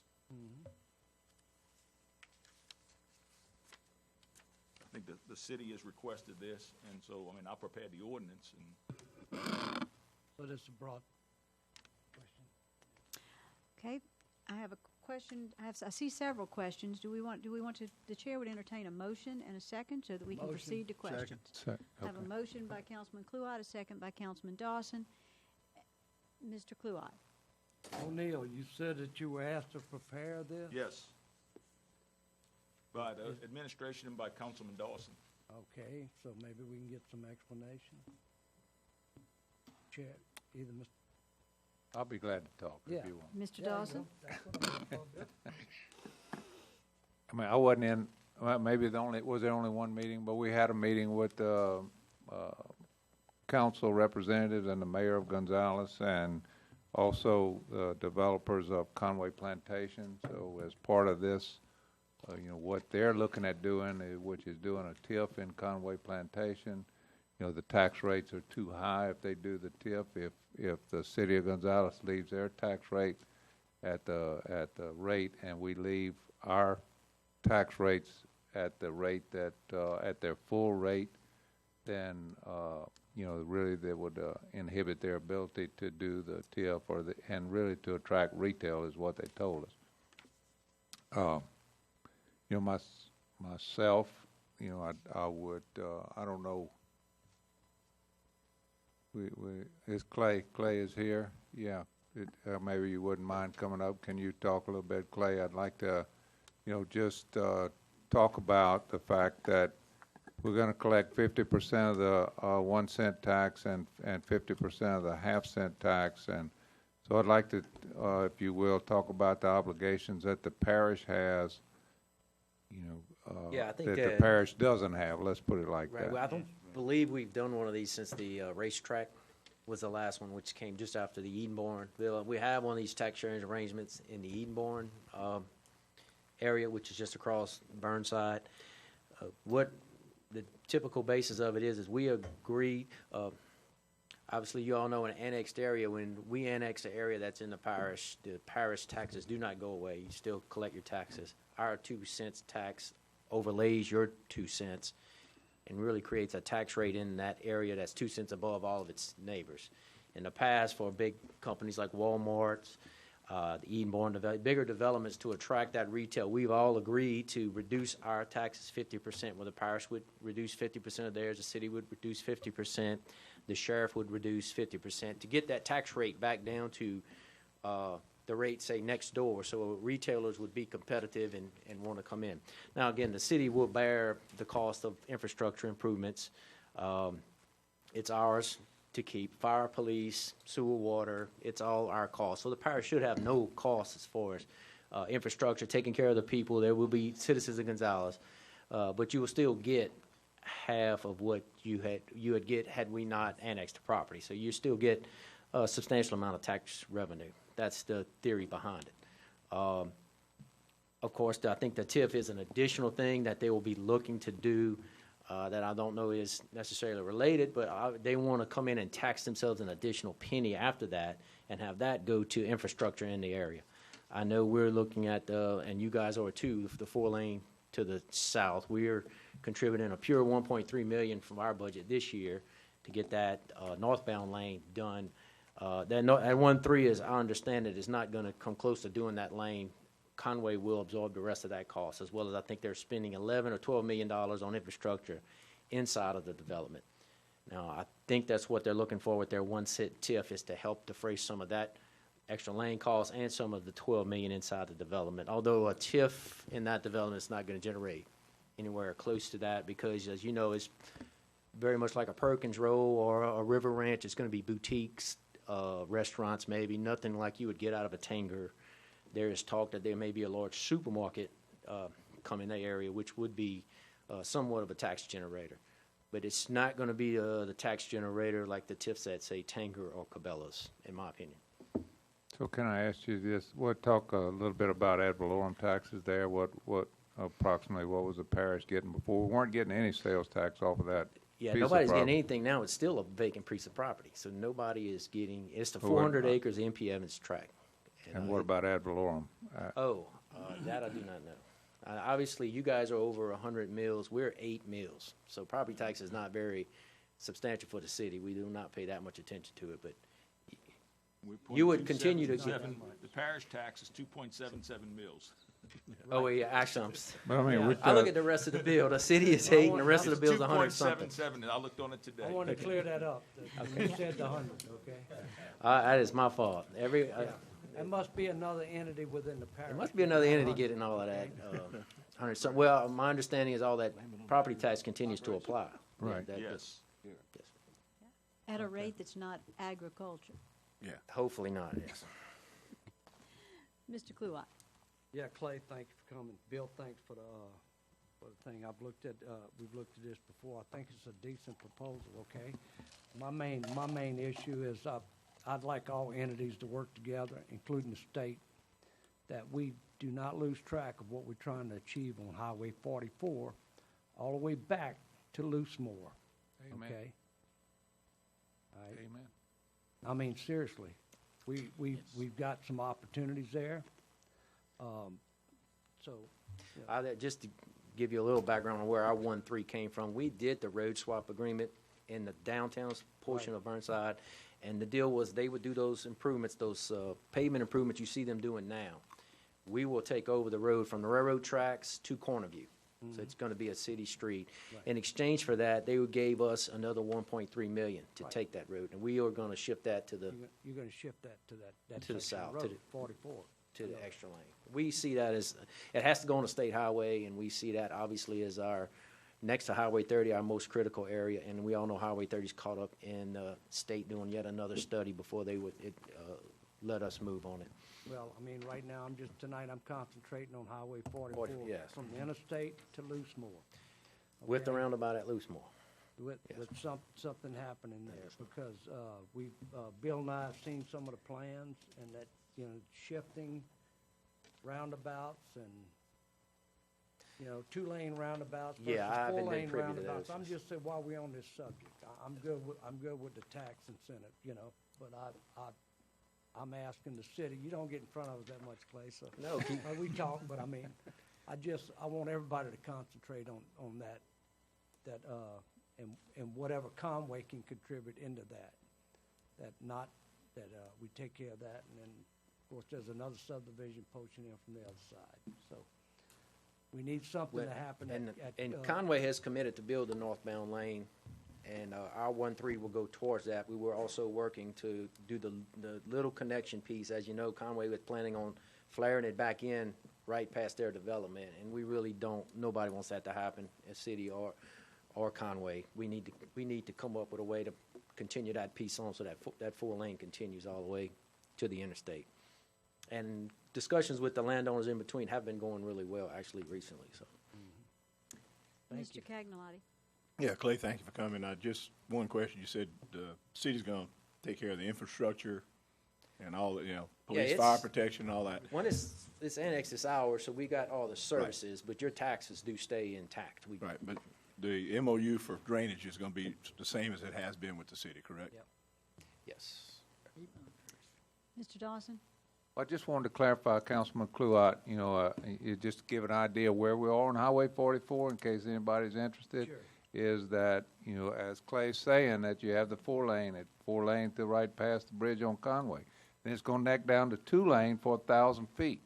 Then the lane that Conway is building, there's gonna be 3.5 lanes or so from where Conway starts up to the entrance at Conway. Oak Lake across the street, they're gonna build a turn lane, so that's gonna taper, so it's not gonna be a full lane there right now. So you're gonna go from 4-lane, 2-lane, 3-point-something lane, roundabout, to entrance. There's just talk at this point in time, and you and I looked at some Right. possible locations of another roundabout at Loosemore, but this thing is a mess right now, to be quite honest, and we've been working on trying to bring the mess into one place, but it hasn't happened yet. I just think that we have two major, Developments, yeah. developments. We've got two entities that normally work good together, City of Gonzales Parish, and we have Louisiana DOTD, that we really need to take a look at this and try to get more emphasis and, On getting it built 4 lanes, the whole Yeah. distance. There's no Find sense in somewhere. tapering at any point. And just a quick question, Madam Chair, may I have Yes, one more please, question? please. Assuming the sheriff's, the other entity, the sheriff's department. The sheriff has agreed verbally, in a meeting, in writing, actually, he has agreed. He's never had an issue Yeah. with these because he doesn't have to provide the police protection once we annex. However, he does have to serve warrants, and he claims he does have some responsibility left, which he does. But And the yes, school board. the school board is unaffected because their rate exists no matter if No it's in matter what. parish or the city, very Thank much you. like, kind of like the drainage district in this case. Right. It's Thank you. So I have a motion and a second. Do we have any further questions? Councilman Satterley? Yeah, my question, I think, is actually to O'Neill. So just to be clear on the 75-50%, could you say what you said before again? We had gone to where we were saying 75-25. That's old, that's the way. That was what, and so we're now going to 50-50 split.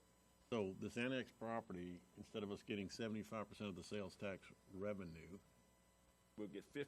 we'll get 50%. But So the there problem will- with that is that that was never contested. The law that authorizes tax sharing says you can charge a full amount of tax, but you also, then you got responsible for the, obligation of maintaining. So if we're over 50%, we'd be obligated for whatever portion, 75%? Well, it doesn't say what, but the cases say, the basis It could of be it challenged, is is your point. that if you want to maintain the pay, you could charge a full tax, then you got the obligation of maintaining all the infrastructure. Correct. And then as Mr. Schexnayder said, the city now is going to The take care city of now all the has that. services. So, So okay. you could collect 50% and you don't have those obligations. And if we do this now, this becomes law for any future annexation as Yes. well. Actually, if we would do a global agreement, see, we have 6 of them in place. We've done them, we've chopped them up, we've done them for Walmart, for Racetrack, for Murphy Oil, for Edenborn. I think the city would be open, and probably the sheriff, if we wanted to do a global agreement for future ones. But my understanding was this one might.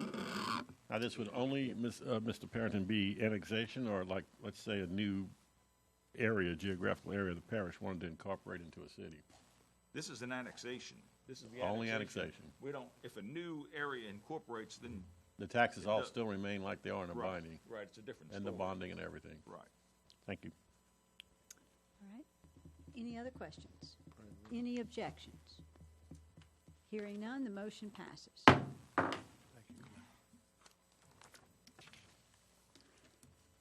Item number 14, an ordinance to declare surplus 2007 Jeep Liberty. Mr. Parrington.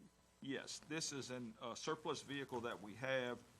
We just put it on the agenda because we got to declare it surplus. The intent here is that the airport authority has provided many services to us, especially during the flood, for free, and they're saying we need something in return. And they asked for a surplus vehicle, so we are going to, after we do this, then make a cooperative endeavor agreement with them. I have a motion by Councilman Kluwat, a second by Councilman Satterley. Any further questions? Yeah, real quick, just be sure to take the GPS out of it. All right, and any objections? Hearing none, that motion passes.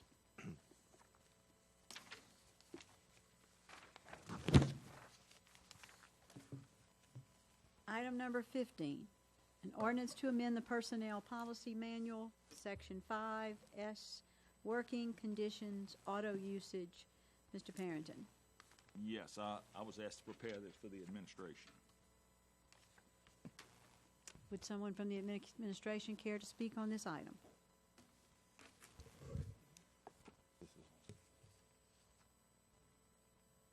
This ordinance was asked to be prepared because we were, one of the things that were tasked was try to reduce, the number of automobiles and start to reduce costs as in relationship to that.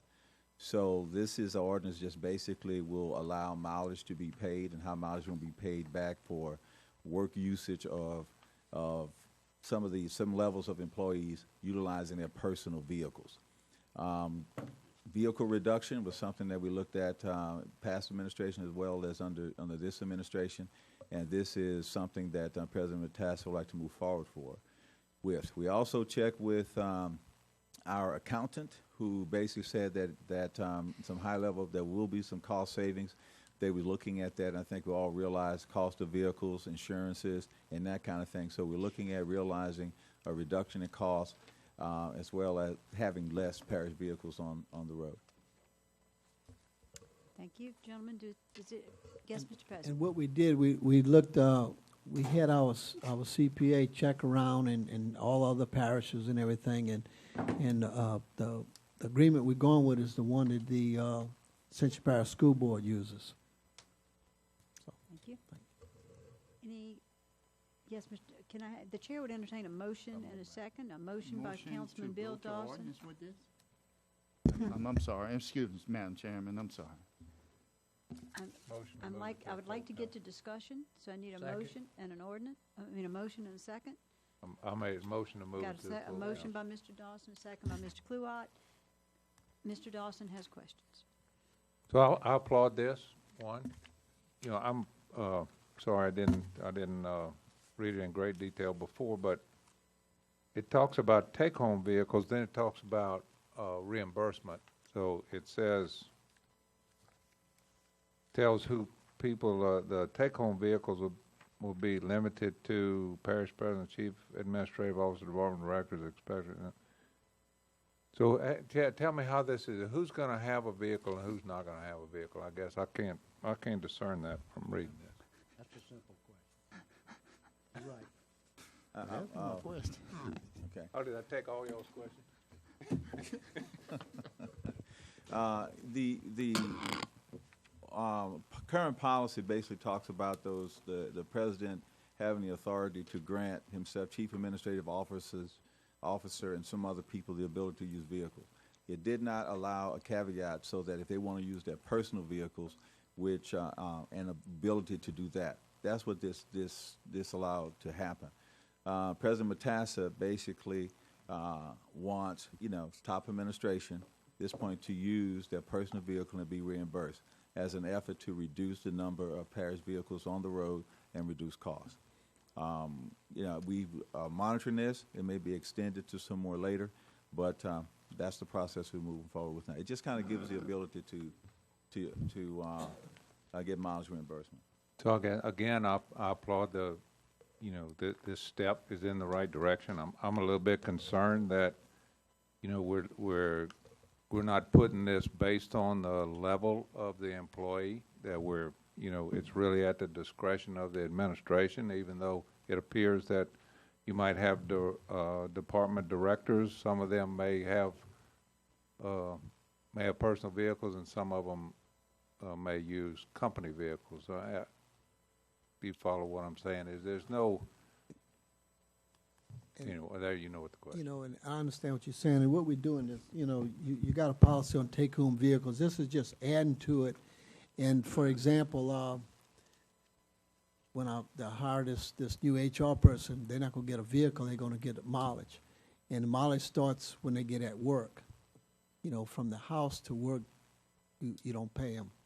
No, I follow that, stuff Mr. like that. President. I'm trying to understand is that at whose discretion is this going to be? So if I have two department directors here, is it gonna be the choice of the Oh, no, we're the not- employees, or is that gonna be the administration's gonna say, this one can take a vehicle home and this one has to use their personal vehicle? Well, what I did, I took all my top people and offered this to them. And, let's see, Kyle and, who else up there? Let's see, but I understand what you're saying, so I could put it down exactly who's gonna, I'm not gonna have two different same directors and you could take it home and you don't, Yeah, type thing. I so, understand you know, what I'd you're like saying. to modify the motion to reflect that the administration is gonna, better clarify who I'll clarify that receives, for y'all. I'll send out, parish vehicles and who doesn't. it'll be under 10 people. I'll second that. I have a motion by Councilman Dawson and a second by Councilman Kluwat stating that the parish president and administration will further modify this policy to reflect what department directors, or that all or none, or whatever the case may be, will be So there'll having be to some get. clarification here about which people in the organization receives a company vehicle versus using their personal vehicle, and that you can bring that modification to us at the council meeting when this is moved to there. Yeah, that's fine. I think what we're looking for, Mr. President, I'm sure Mr. Dawson's clear, is some standardization of this, so that we know who, and so that everybody's treated fairly. Sure, I agree with you, and I did this policy and I started June the 1st because a bunch of vehicles were leased, and when I had to make a decision to not get new cars, and so we started it on June the 1st with all my top people, but I will clarify it exactly. It might, it's going to be under 10 people, you know what I'm saying? It's not going to be the whole workforce. Thank you. Mr. Satterley? Yes, I'm just curious about how this will be policed if we enact this eventually into law. Say you're an employee and then you just, you file, it says here, some sort of a receipt or form. O'Neill, I guess since you This is drafted the it. form. I mean, if you, So, I mean, it's just an honor system, the employee says that, for example, like on the tax home parts and all, my tax home is the government complex, but today I went to, I think the example given is DPWE, and so that's not my tax home, so I'm entitled to reimbursement. I can, as an employee, just make that decision that day and do that, or do I need any administration approval to do so? And is it just a honor system? How do we, are we looking at the mileage on these individual private cars, anything like that, or how's that gonna happen? A log kept, well, if you violate this, you stole public property. I you're understand that, prosecuted. but that's not my question. That's the, that's the major hammer. If you caught padding your mileage, you're gonna be prosecuted. Right, as a state employee, you get a choice. You can drive to Atlanta for the Southern Poultry Science Society meeting, or you can take an airplane, and the law says whichever is the cheapest amount for the state. But you can't take your car, for example, would be a good example of this. If the airfare was cheaper, because to do so would be not reimbursable, you'd be reimbursed, for example, at the airfare rate, which would be, let's say, lesser. So, but employees that just want to take, because the state mileage, it says it's tied to, I don't know if people know, it's very generous. Well, under this policy, if you take the mileage, you're responsible for the fuel, the oil, the repairs, the tags, the insurance, and depreciation. Correct. So you're getting 51 cents a mile, but you're paying all the bills.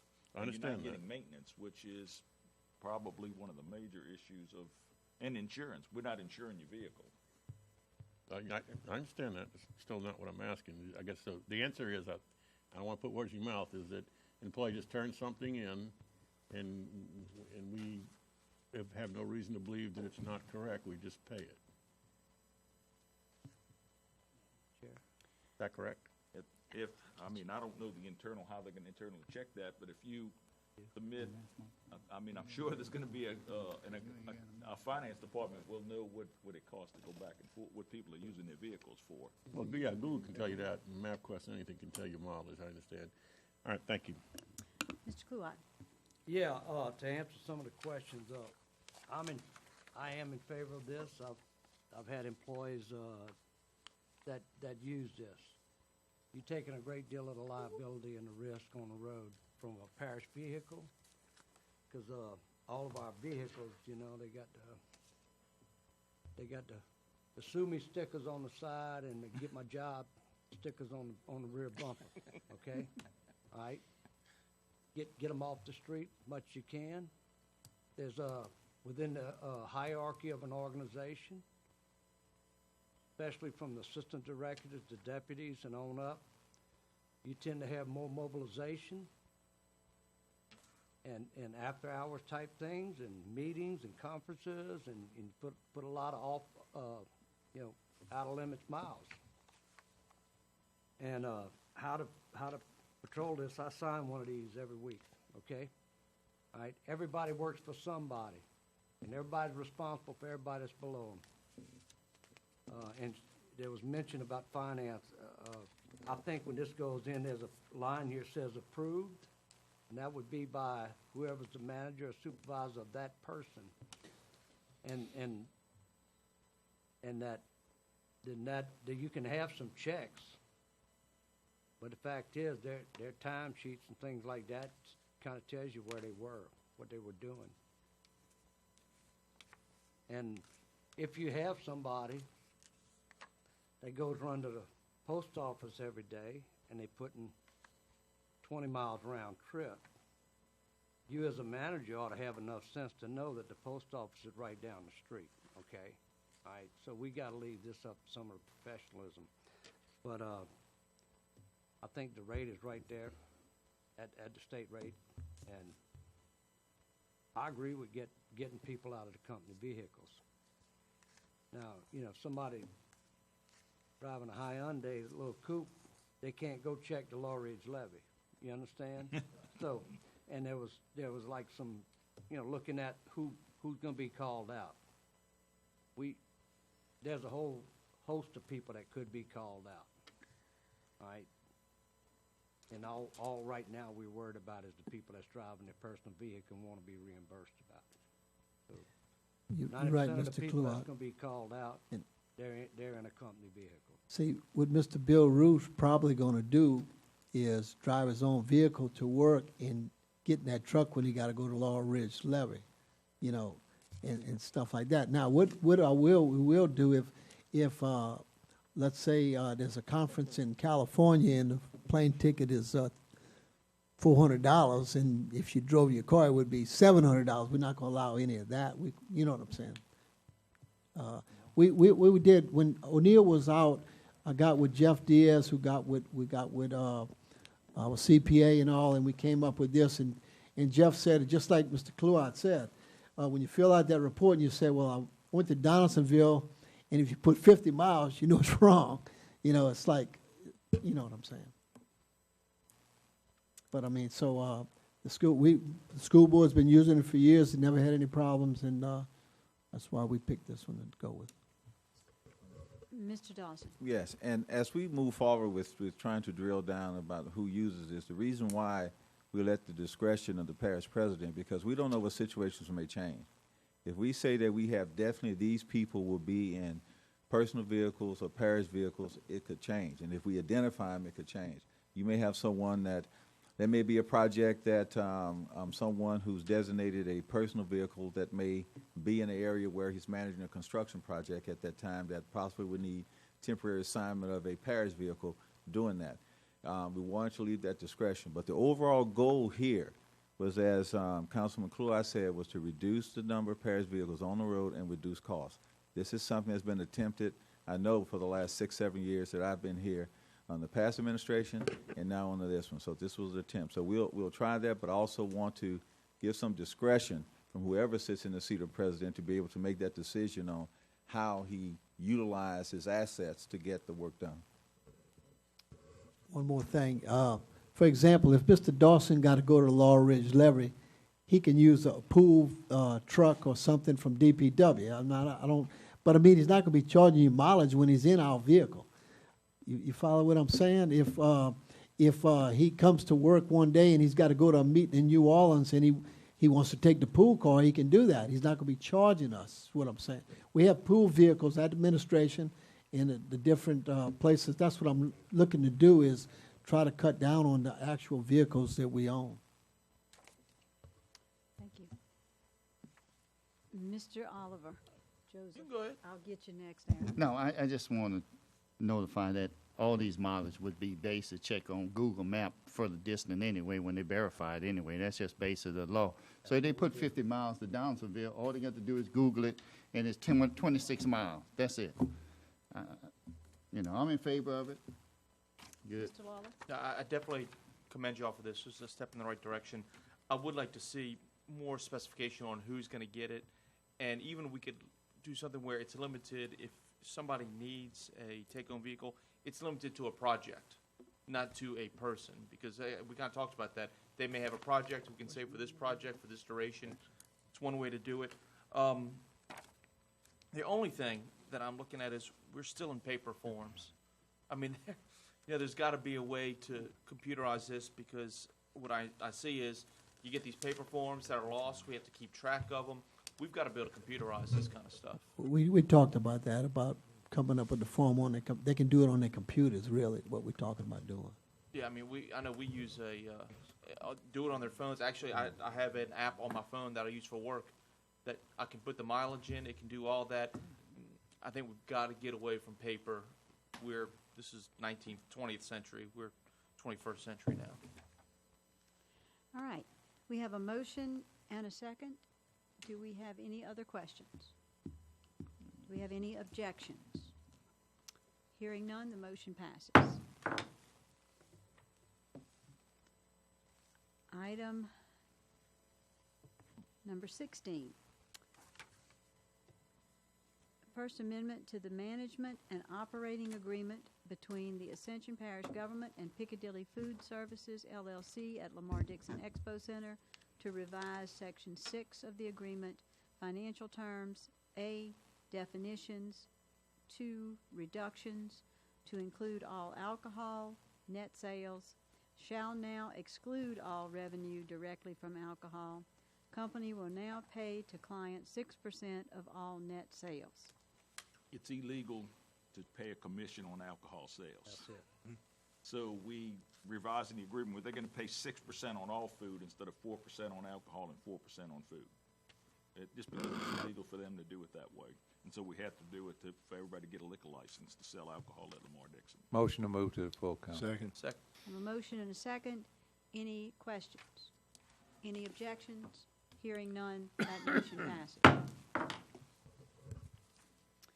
Item number 17, a renewal of agreement with Centos Corporation. Mr. Ken Dawson. Yes, thank you, Madam Chair.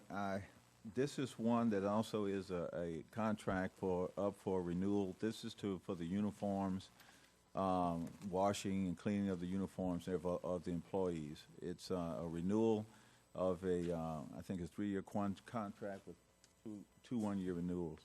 Motion. So that's where we are. This one expired too? Yeah, we're gonna do better. Is this one Right. expired too? You batting Now, 1,000? what delayed some of that, we had some problems that we worked out with them. We were thinking about rebidding it. And so that's one reason why it's a little late. I have a motion by Councilman Kluwat. Second. I have a second by Councilman Joseph. Any other questions? Further comments? Do I have any objections? Hearing none, that motion passes. The chair would like to ask you, gentlemen, if you would allow me. During the chairman's report, I had intended to ask Mr. Dawson to give me an update for your benefit on the SSA, the status of SSA implementation. I got thinking about some other things and didn't get that done. And so if you gentlemen will allow me, I'd like to ask Mr. Dawson to speak now at this point with an update on implementation of SSA's recommendations. Thank you, Madam Chair. If they would put up the slides, I'll try to get through these as quickly as possible. I had a meeting with SSA as early as 7 a.m. this morning to discuss where we were and how we were moving forward. As you know, it was two basically pieces of work. One was the compensation study, which I gave you kind of an update on that last time, and also the E&E study, the effectiveness study. So if I could get the slide up. Okay. I'm just going to kind of go through the compensation pretty quickly. Recommendation 1 was to establish the salary ranges, based upon the maximum minimums. I mean, we are doing that. We're in the process of moving forward with it. Of course, that's going to require ordinance in order to complete it.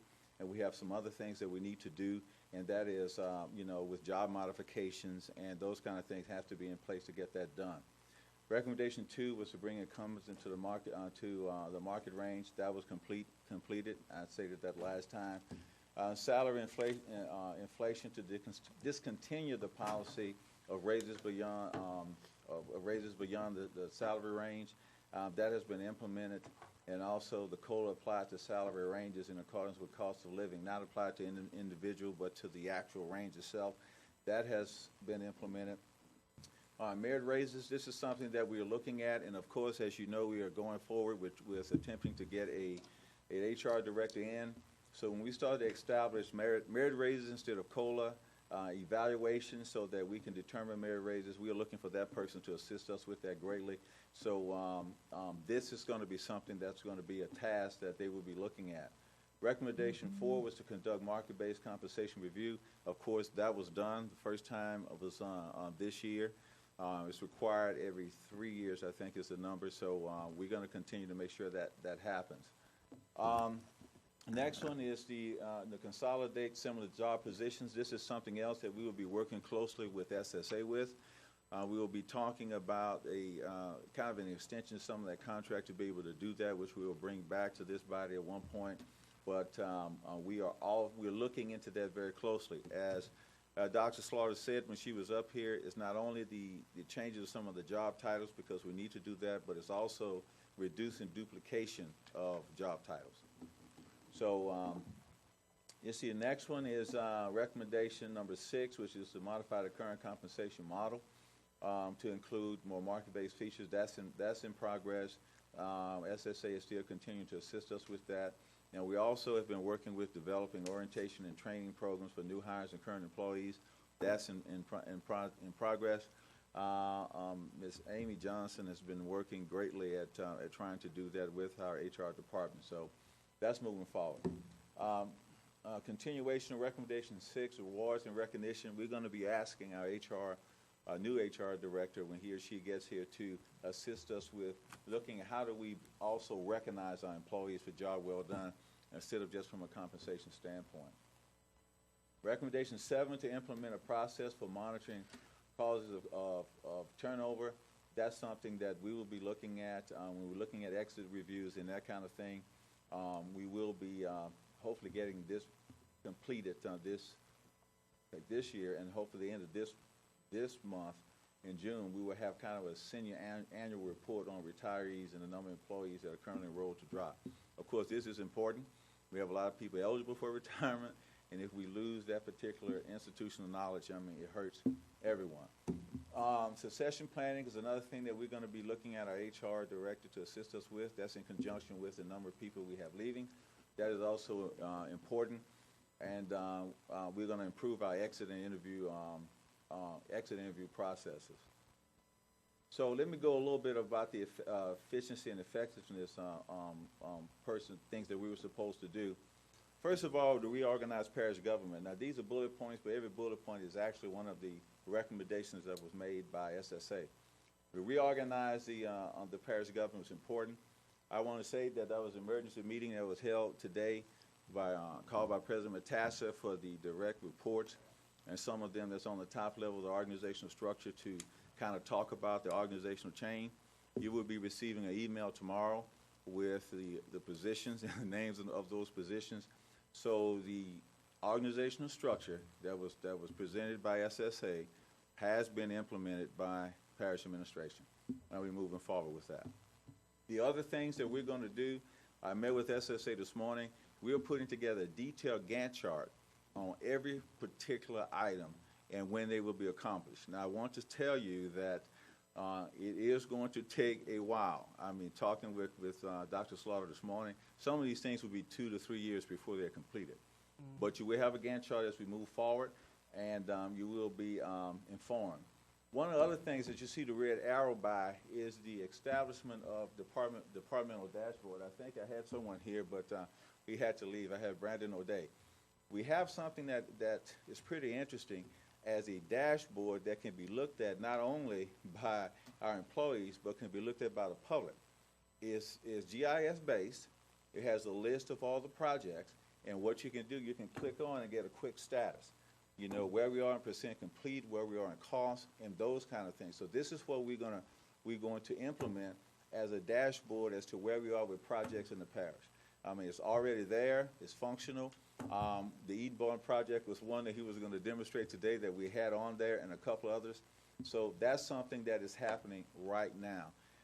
And we will continue to build that and move it forward so that we are inclusive of the projects we have in the parish, and anyone can log in and to see where we are. Okay? The other ones, again, are ones that we will be working with SSA and our new HR director once we bring them in to accomplish that, and we'll give you more updates as to how we are approaching completing all of them. Let's see. This is what I was just talking about. We did inform all our directors and managers today the new titles that would be changing, what their reporting relationships would be. And as was requested, the new organizational chart will be posted on the website. That probably is going to happen tomorrow, and we're going to get copies to all of you. This is the process that we were going through with hiring a new director. I mean, just to tell you where we are, the job posting has been completed. You post in relevant publications online have been completed. We also extended some of the publications to significant publication online sites to make sure that we got a good cross-section of people applying. We received over 20 some odd resumes, okay, and applications. Those have been reviewed. That has been done. We selected semifinalists to attain videos. I mean, and that's in progress. We expect to have all the video.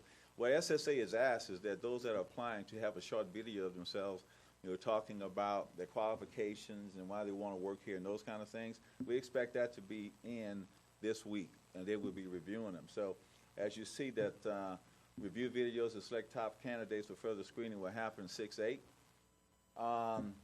We're going to begin reference checks around 6/9. So we didn't want to make any mistakes or any missteps by not making sure that we verify references. So that's going to be done. We're going to schedule screening interviews 6/12 to 16, rank the candidates and select finalists by 6/16, conduct background checks, because once we select those, we're going to do the background checks to make sure there are no surprises there. And we're going to have the interviews around 6/19 to 6/20. They will be, and after that, during that same time period, they will be visiting the HR department, also be visiting council members, or whoever would like to probably sit down and chat with them.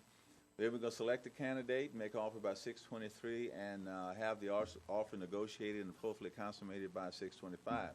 I talked to him today to see if we could possibly collapse the timeline a little bit. There are some possibilities, but we do not want to negate the process, okay? And also, this Hogan Potential Learning Test is something that SSA will be giving all of the applicants.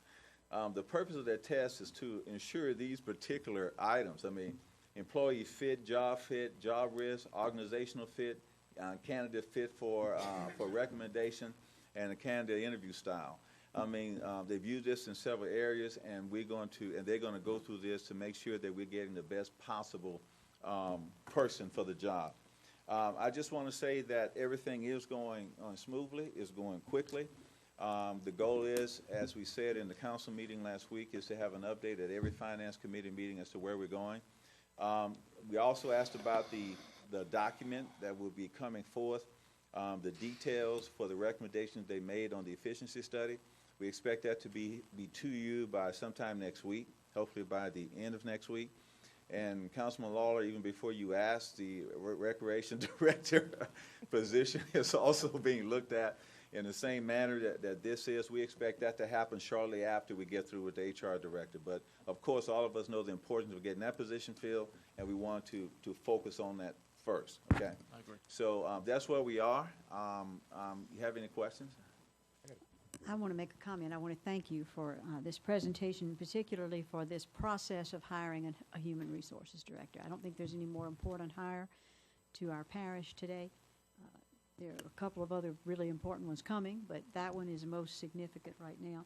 And so I appreciate not only yours, but the President's interest in doing this with SSA and in such a way that we have a person in this job that not only can this council depend upon, but our employees can depend upon, that there is going to be fairness and equitability in that position. All right. Everyone's going to have questions. Mr. Dawson. Well, thank you. I appreciate the update. That's all good news.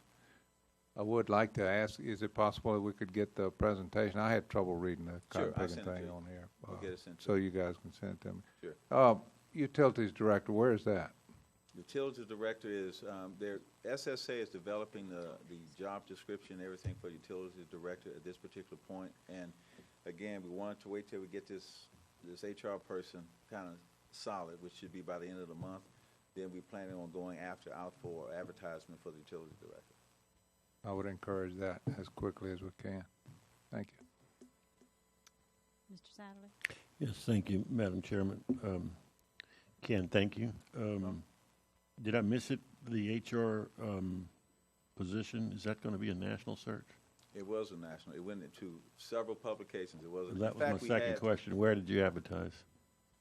We advertise in our papers, but also SSA advertise in periodicals that are frequent by HR professionals.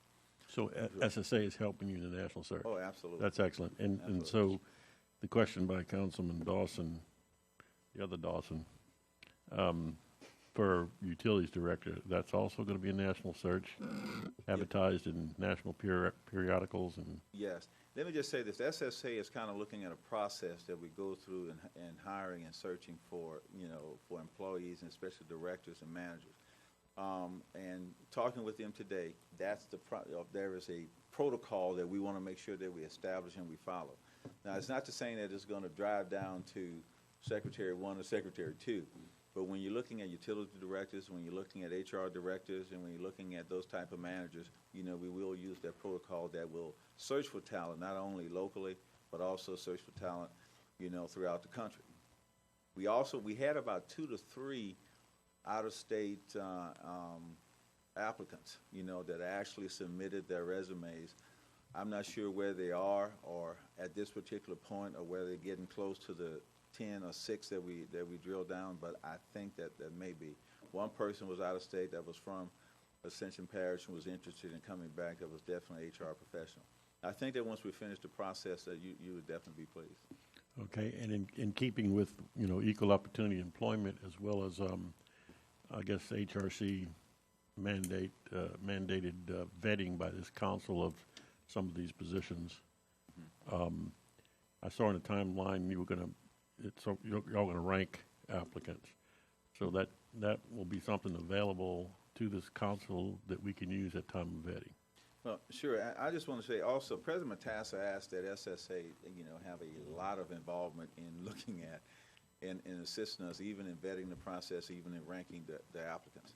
And that's something that we lean very heavily on them doing. They have done this with several parishes. They've done this with several big companies, and we relied heavily on them. When they bring us the 5, 6, 4, whatever that number is to us, all of them will more than likely be more, highly qualified to assume the position, of HR director in Ascension Parish. Thank you, Ken. Welcome, sir. Mr. Kluot? Yeah, I'm gonna echo the utilities director. and that we move forward with that. While we're talking about all these high-level positions and looking at the suggested salaries and things like that in the area, do we have budget to support this? Right. And that may, you may not be able to answer that right now. I'm just asking. Yeah. You know, everybody wants to go a national search, you know, worldwide search, do all this and all that, you know, so are we competitive? And in get competitive, do we have budget to support that? Councilman Cluad, your point is well taken. My discussion with SSA this morning, there was one HR professional that pulled out because their salary was $200,000 a year. Yeah. So, when we start looking at bringing in the talent and the expertise, you got to realize that you're gonna pay for it. So, that will be brought back to Finance Committee. Yeah, some cases we have some money to do it. Sometimes, in some cases we don't. In the utility area, because we have ACUD 1 that was struggling with some of the costs and some of the other things, we have to evaluate that. Can some things be done to kind of help supplement that? I'm sure that it can, and we'll bring that back. Well, you and I have had plenty of discussion. We're That's not right. gonna move forward till we get a director That's right. of any. Absolutely. You know, I agree with you, sir. you know, Absolutely. it puts you and Kenny and everybody in the administration working to death to try to work on this segment of business. Yes, sir. But while we talked about salaries for these professionals, I tell you, in industry, we separated into chemical industry, the refineries and the power industry, which you came from, Yes. Mhm. We know those three different industries. And the same guy that had the same responsibilities, same number of employees, the same number of headaches, those three industries actually pay three different ranges of That's right. salary because they're all depending on how lucrative they are, okay? So while you said that someone had applied back and they had a 200,000 range, but it might be in Los Angeles, you know what I mean? Yeah. We're in Ascension Absolutely. Parish.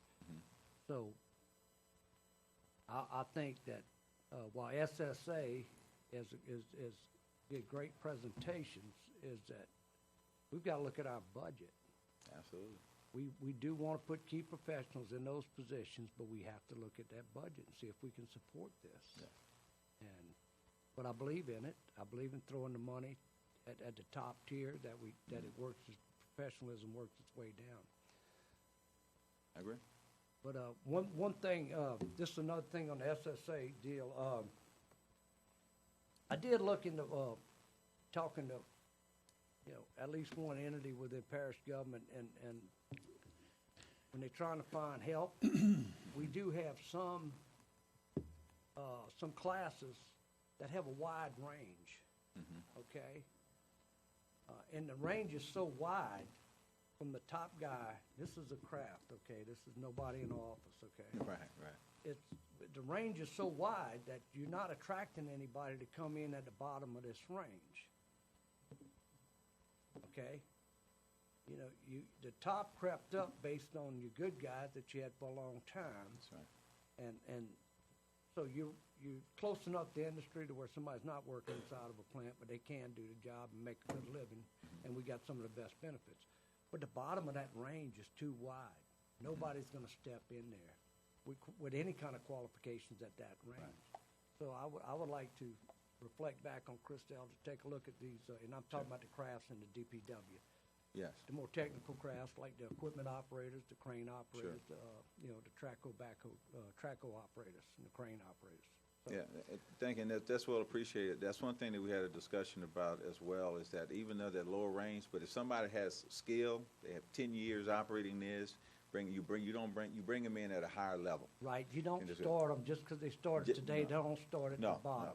I agree. I know there was some talk about that, but no, if someone Your comes in with a skill supervisors in set, that yes. department are having a hard time trying to get people if they're being forced to get, if that advertisement goes out at the bottom of that position. I agree. And that's something we have to And then change because you're Maybe right. a disclaimer on the advertisement to say, hey, if you, the experience will be assessed, Point well taken. We'll look at that. Experience. Yeah, based on experience. Because, right, sometimes the advertisement goes out and said, here is the rate, and that's the low starting rate, right? But you're right, you have to also change that to say, but experience would be compensated and considered or something of that nature. Okay. I'm Makes one of sense. the people that every time one of those go out, I read it. Okay. I'm just You're looking right. at it.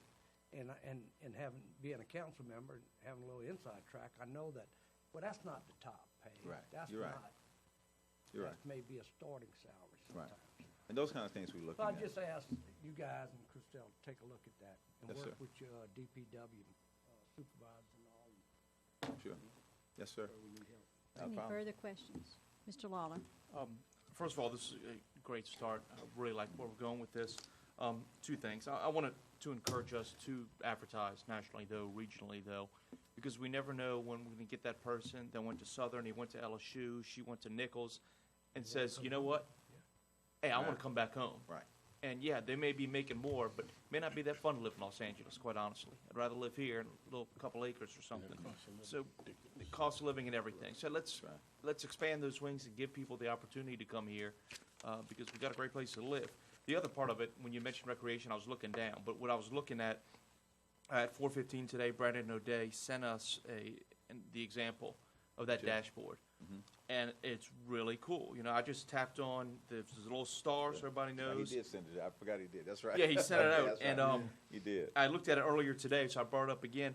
When you tap on Edenborn Connector, it has the name of it, it has the type, transportation. Description is a new road connector extension to St. Landry Avenue. It has status construction. It started May 7th. It's projected to end September 27th, 2017. 15% is done. The cost is $2.4 million. Invoice is $500,000. It's a new road, and then they have attachments. They have the plans, photos, and the schedule. And that is dynamite. And when we start doing these transportation projects all over the parish, that's what people can get on here. They can see that. And instead of saying, hey, call me up, I'll tell you about it, we direct them to this. And that can be used with everything, I'm assuming, not just transportation. So Absolutely. I applaud y'all on this. This looks like a great system, and Edenborn's not the only one on here. They've got a couple roundabouts. They've got another transportation repair to some bridges on Summerfield. Great job. I wish Brandon was here to talk more about it, but I just want people to know that, or at least everybody on the council, take a look at this if you haven't, because it's really interesting, and this is the direction that we should be heading, and we are heading. Thank y'all. Well, Fantastic. Kudos to Brandon. I will let him know. All right. Thank you so much, Mr. Dawson. You're welcome. Oh, I'm sorry, Ken. That's all right. I just wanted to make. Circling back here. Yeah, I just wanted more of a comment, Ken. It seemed to have opened a can of worms about the national search business. Let me just say this. I hope we have the luxury of a half a dozen or more for each of these, I'm going to call them high-powered positions that are, as Ms. Castle said, vital to the future and success of this parish. That said, we don't, if we do get that, have to interview, a dozen people. I'm sure y'all know this. The top 2 or 3, plane ticket, overnight hotel, even that, we may not want to look chinky and put them up, maybe, hope I'm not insulting Best Western, whatever, but I've done these things throughout my career, so I know what I'm talking about here. And a few meals, and you got them in here. I'd further suggest, if possible, if this administration truly wants the input of this council, and clearly, to me, that's what's happened post-SSA on the initial go-round and the second one, and I appreciate the fast response, then I would suggest, when you do the interviews, chance that they could come and give each of the top 2 or 3 or whatever y'all decide to bring in a little seminar so we could hear about what they did ahead of time and all. Again, when it comes to vetting, this will be extremely important and certainly would help me in my decision making. Then I want to make another comment, and I don't want it taken wrong. We heard tonight that we cannot hire a transportation engineer, we cannot hire a drainage engineer, so forth. I don't know why, because we also heard tonight that AP rocks. And I agree with that part. We have great schools, I heard. We have great law enforcement, et cetera. So it seems like they ought to be knocking the doors down to come here. Wouldn't you agree? I would. I think that what we were talking about when we were actually going through the process of trying to develop a method to reduce the backlog and all of the reviews, we actually attempted to go out and hire some hydraulic person, a drainage person, an engineer that was familiar with transportation. In that process, we got no takers. So that's when we moved forward with looking at actually going out of contract with bringing CSRS in. as our review agent, which has worked very well. I do think that there are some things that you could do in order to attract talent. I have used in the past the ability for an engineer to work on a project from cradle to grave. Engineers don't have that opportunity a lot. They usually have a widget or a little piece that they do, and that's all they handle, and that's it. We attracted some good talent. Unfortunately, we were not able to retain them, but I always say Mike Terry was one. He was interested in the fact that he could go from a project from cradle to grave, and that also he could have input on the outcome of that project. So I think that we can do some other things, Councilman Satterley, to improve our opportunity to attract that technical talent, and we'll be willing to do so. And I hope to work very closely with the new HR director in doing so. And a final thing, so when you put these searches out and these job announcements, will they contain a pay raise, or is it going to old trick be used? Job pay is going to be commensurate with experience and. Yeah, I mean, because if you really want to get quality people, yeah. You really have to kind of give them, and they're going to pick up. Sure. As Mr. Lawler was saying, maybe come from a place where maybe I could make $100 or $200 grand, but then again, I'm paying tons more money for a house and so forth and so on. So I think you'd be surprised how competitive we can be, but you have to have a decent salary. And again, SSA could be very helpful there, right? They are. Say, look, yes.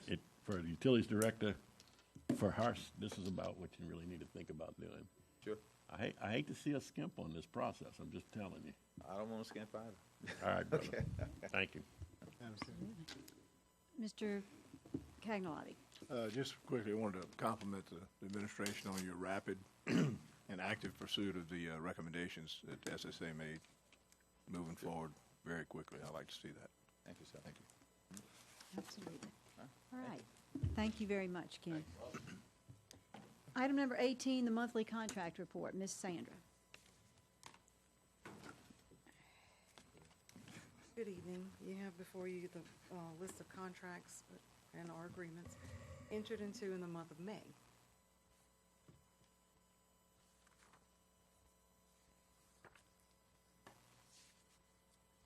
Motion to accept. Has any of them expired?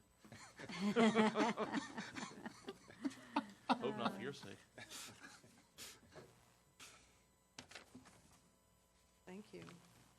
All right. It doesn't appear that there are any questions. Thank you, Ms. Sandra. Continuing with the finance reports. Item number 19, a budget amendment. Number 3, approval to introduce an ordinance to amend the 2017 budget. Dawn? Good evening. You have before you the ordinance for budget amendment number 3, which reads as follows. An ordinance to amend the ordinance approving, adopting, and appropriating the 2017 operating and capital budgets for the Parish of Ascension, adopted by the Ascension Parish Council on the 17th day of November, 2016. Section 1. The Ascension Parish Council hereby ordains that the ordinance approving, adopting, and appropriating the 2017 operating and capital budgets for the Parish of Ascension is hereby amended, approved, and appropriated as follows. Capital budget, road construction fund, engineering pre-construction services for the Move Ascension Transportation Initiative, expenditures, engineering fees, $4 million. Office building construction fund, engineering services for design and roof repairs, expenditures, engineering fees, $50,000, contract payments, $100,000. Water wastewater construction fund, engineering evaluation and development of the East Bank wastewater systems, expenditures, engineering fees, $150,000.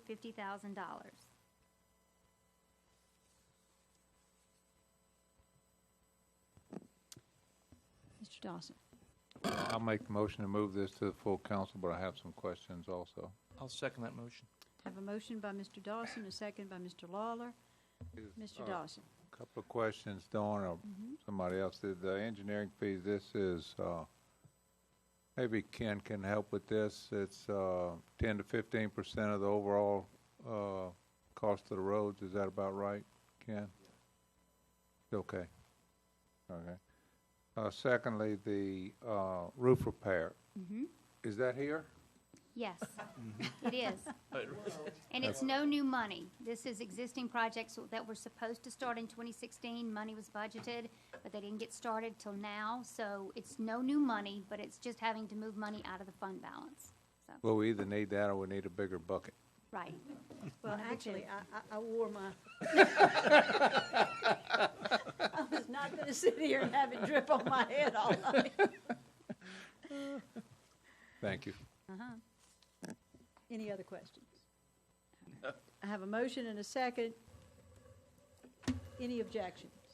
Hearing none, the motion passes.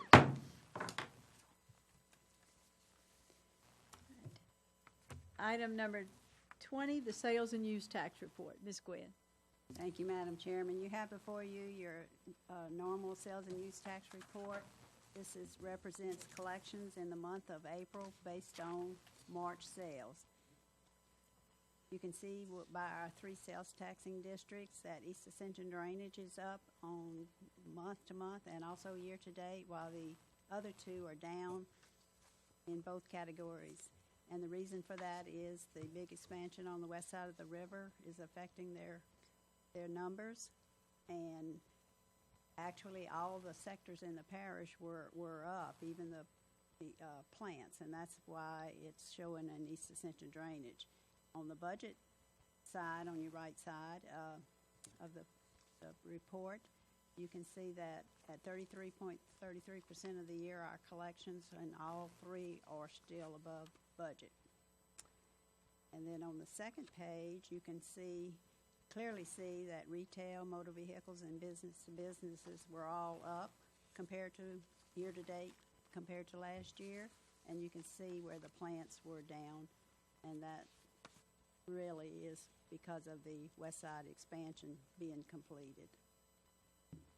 And we'll continue to experience some of that till we pass the plant expansion period, unless, as the ADAC reported, we land some of those new projects. And on the pie chart, for once in a long, long time, petrochemical industries percent of collections is 49%. And you can see where the consumer retail went up to 31%, motor vehicles 13%, and business to business represents 7%. This is only on the 1-cent sales tax, just to give you an idea of where your sales taxes are derived from. And then the last page is that historical page from 2008 till 2017 to date. Yellow represents collections in each of the sales taxing districts, and the red is the rest of the year for those years that have been completed. If you have any questions, I'll be glad to answer. Mr. Dawson. I'd like to just correct me if I'm wrong here, but the 49% the petrochemical contributes to the sales tax. Those are direct taxes from the companies. Is that correct? And their major suppliers. And their major suppliers. Right. So some other part of this, it doesn't account for what the workers spend in the grocery stores and spend in buying automobiles and all that type of materials. Is that correct? Right, that's correct, and that's why, we're diversifying our economy, which is really good news, by consumer retail going up and also motor vehicles and business to business. Some of that has to do with the flood, but. Well, I would submit that it's possible that we have 49% directly from the industry, and the indirects from the industry, which is where their workers are spending money out in the community and in the parish, perhaps accounts for another 10 to 15% of what's being spent parish-wide. So, while I appreciate what you're saying, that, and we have to watch that revenues are declining. However, as we were talking earlier today, that you not only have the direct result, but you have the indirect result, and that I think we have to be careful when we get less competitive. That's my only point. Yeah. Exactly. Thank you. Thank you, Mr. Dawson. Mr. Sadler? Any other questions? Thank you very much, Ms. Gwynn. The next item is item number 20, item number 21, the revenue and expenditure report. Good evening. Before you are the normal financial reports for the month of April 2017. Page 1 revenues are at 25.81%. Page 2 expenditures are at 36.09% at 33.33% of the year. On page 3 are charts that compare year-to-date revenue and expenditures for both operating and capital to the budget. Page 4 and 5 gives you a brief explanation of the funds that are highlighted on page 1 and 2 that are under the budget for revenue or over the budget for expenditures by 5% or more. And the last page reflects checks issued in April over $100,000, and the total of those checks would be $2,225,449.22. Once you review the report, if you have any questions, I'll be happy to answer.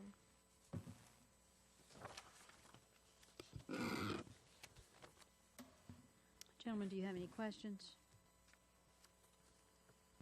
All righty, we don't have any at this time. Next item, item number 22, the bid items, to accept the lowest responsive bid. Good evening. On May 17, 2017, the purchasing department received one bid for the Great All XL 300 Series V with telescoping boom excavator. After review, the purchasing department and the East Ascension Drainage recommend accepting the lowest responsive bid submitted by Scott Equipment Company, and to authorize the parish president to enter into any applicable agreement or contract for this equipment. Motion. Second. I have a motion by Councilman Kluwat, a second by Councilman Cagnolati. Any questions? Any objections? Hearing none, that motion passes. On May 17, 2017, the purchasing department received 6 bids for the tandem dump trucks, model T400 series. After review, the purchasing department and the East Ascension Drainage recommend accepting the lowest responsive bid submitted by Lone Star Truck Group, and to authorize the parish president to enter into any applicable agreement or contract for this equipment.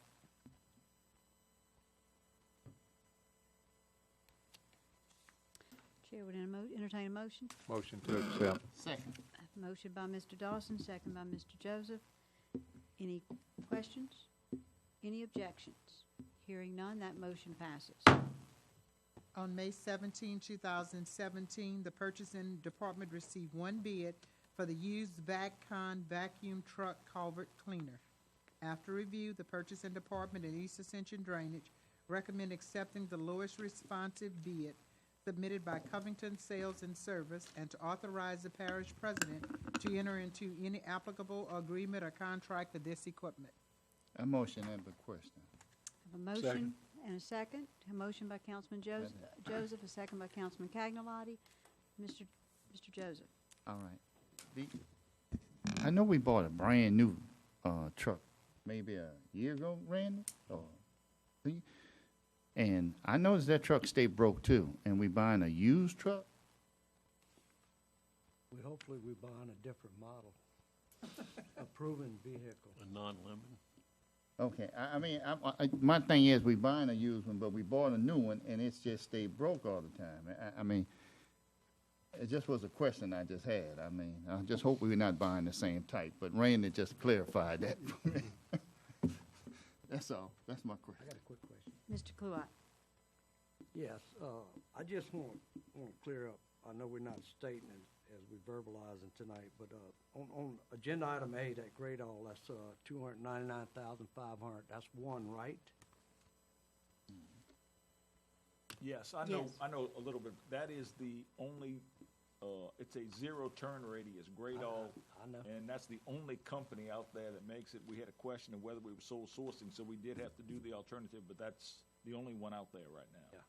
And on the next one, the tandem dump trucks, there were 3, and that's $285,000.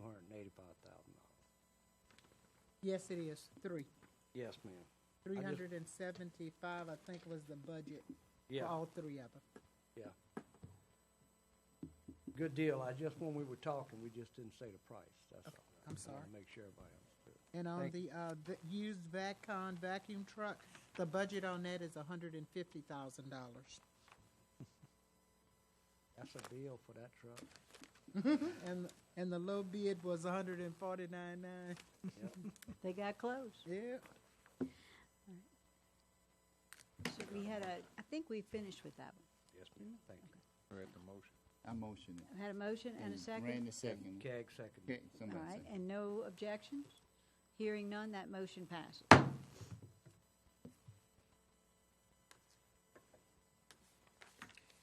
On May 17, 2017, the purchasing department received 2 quotes to reconfigure duct stock installation at the Lamar Dixon 4-H building. After review, the purchasing department and Lamar Dixon recommend accepting the lowest responsive quote submitted by CMC Corporate Solutions and to authorize the parish president to enter into any applicable Motion. agreement or contract for this service. The budget was $30,000 and the low quote was $24,743. Second. A motion by Councilman Kluwat, a second by Councilman Lawler. Any questions? Any objections? Hearing none, that motion passes. Ms. Jones, glad to have you back and feeling good. Thank you. Thank you so Glad- much. Good to be back. All right, gentlemen, the chair would entertain a motion to adjourn Motion unless to move. anybody wants to have breakfast here. Before we adjourn, just a quick note that we have utilities following, and we'll have that in 10 minutes. 10 minutes.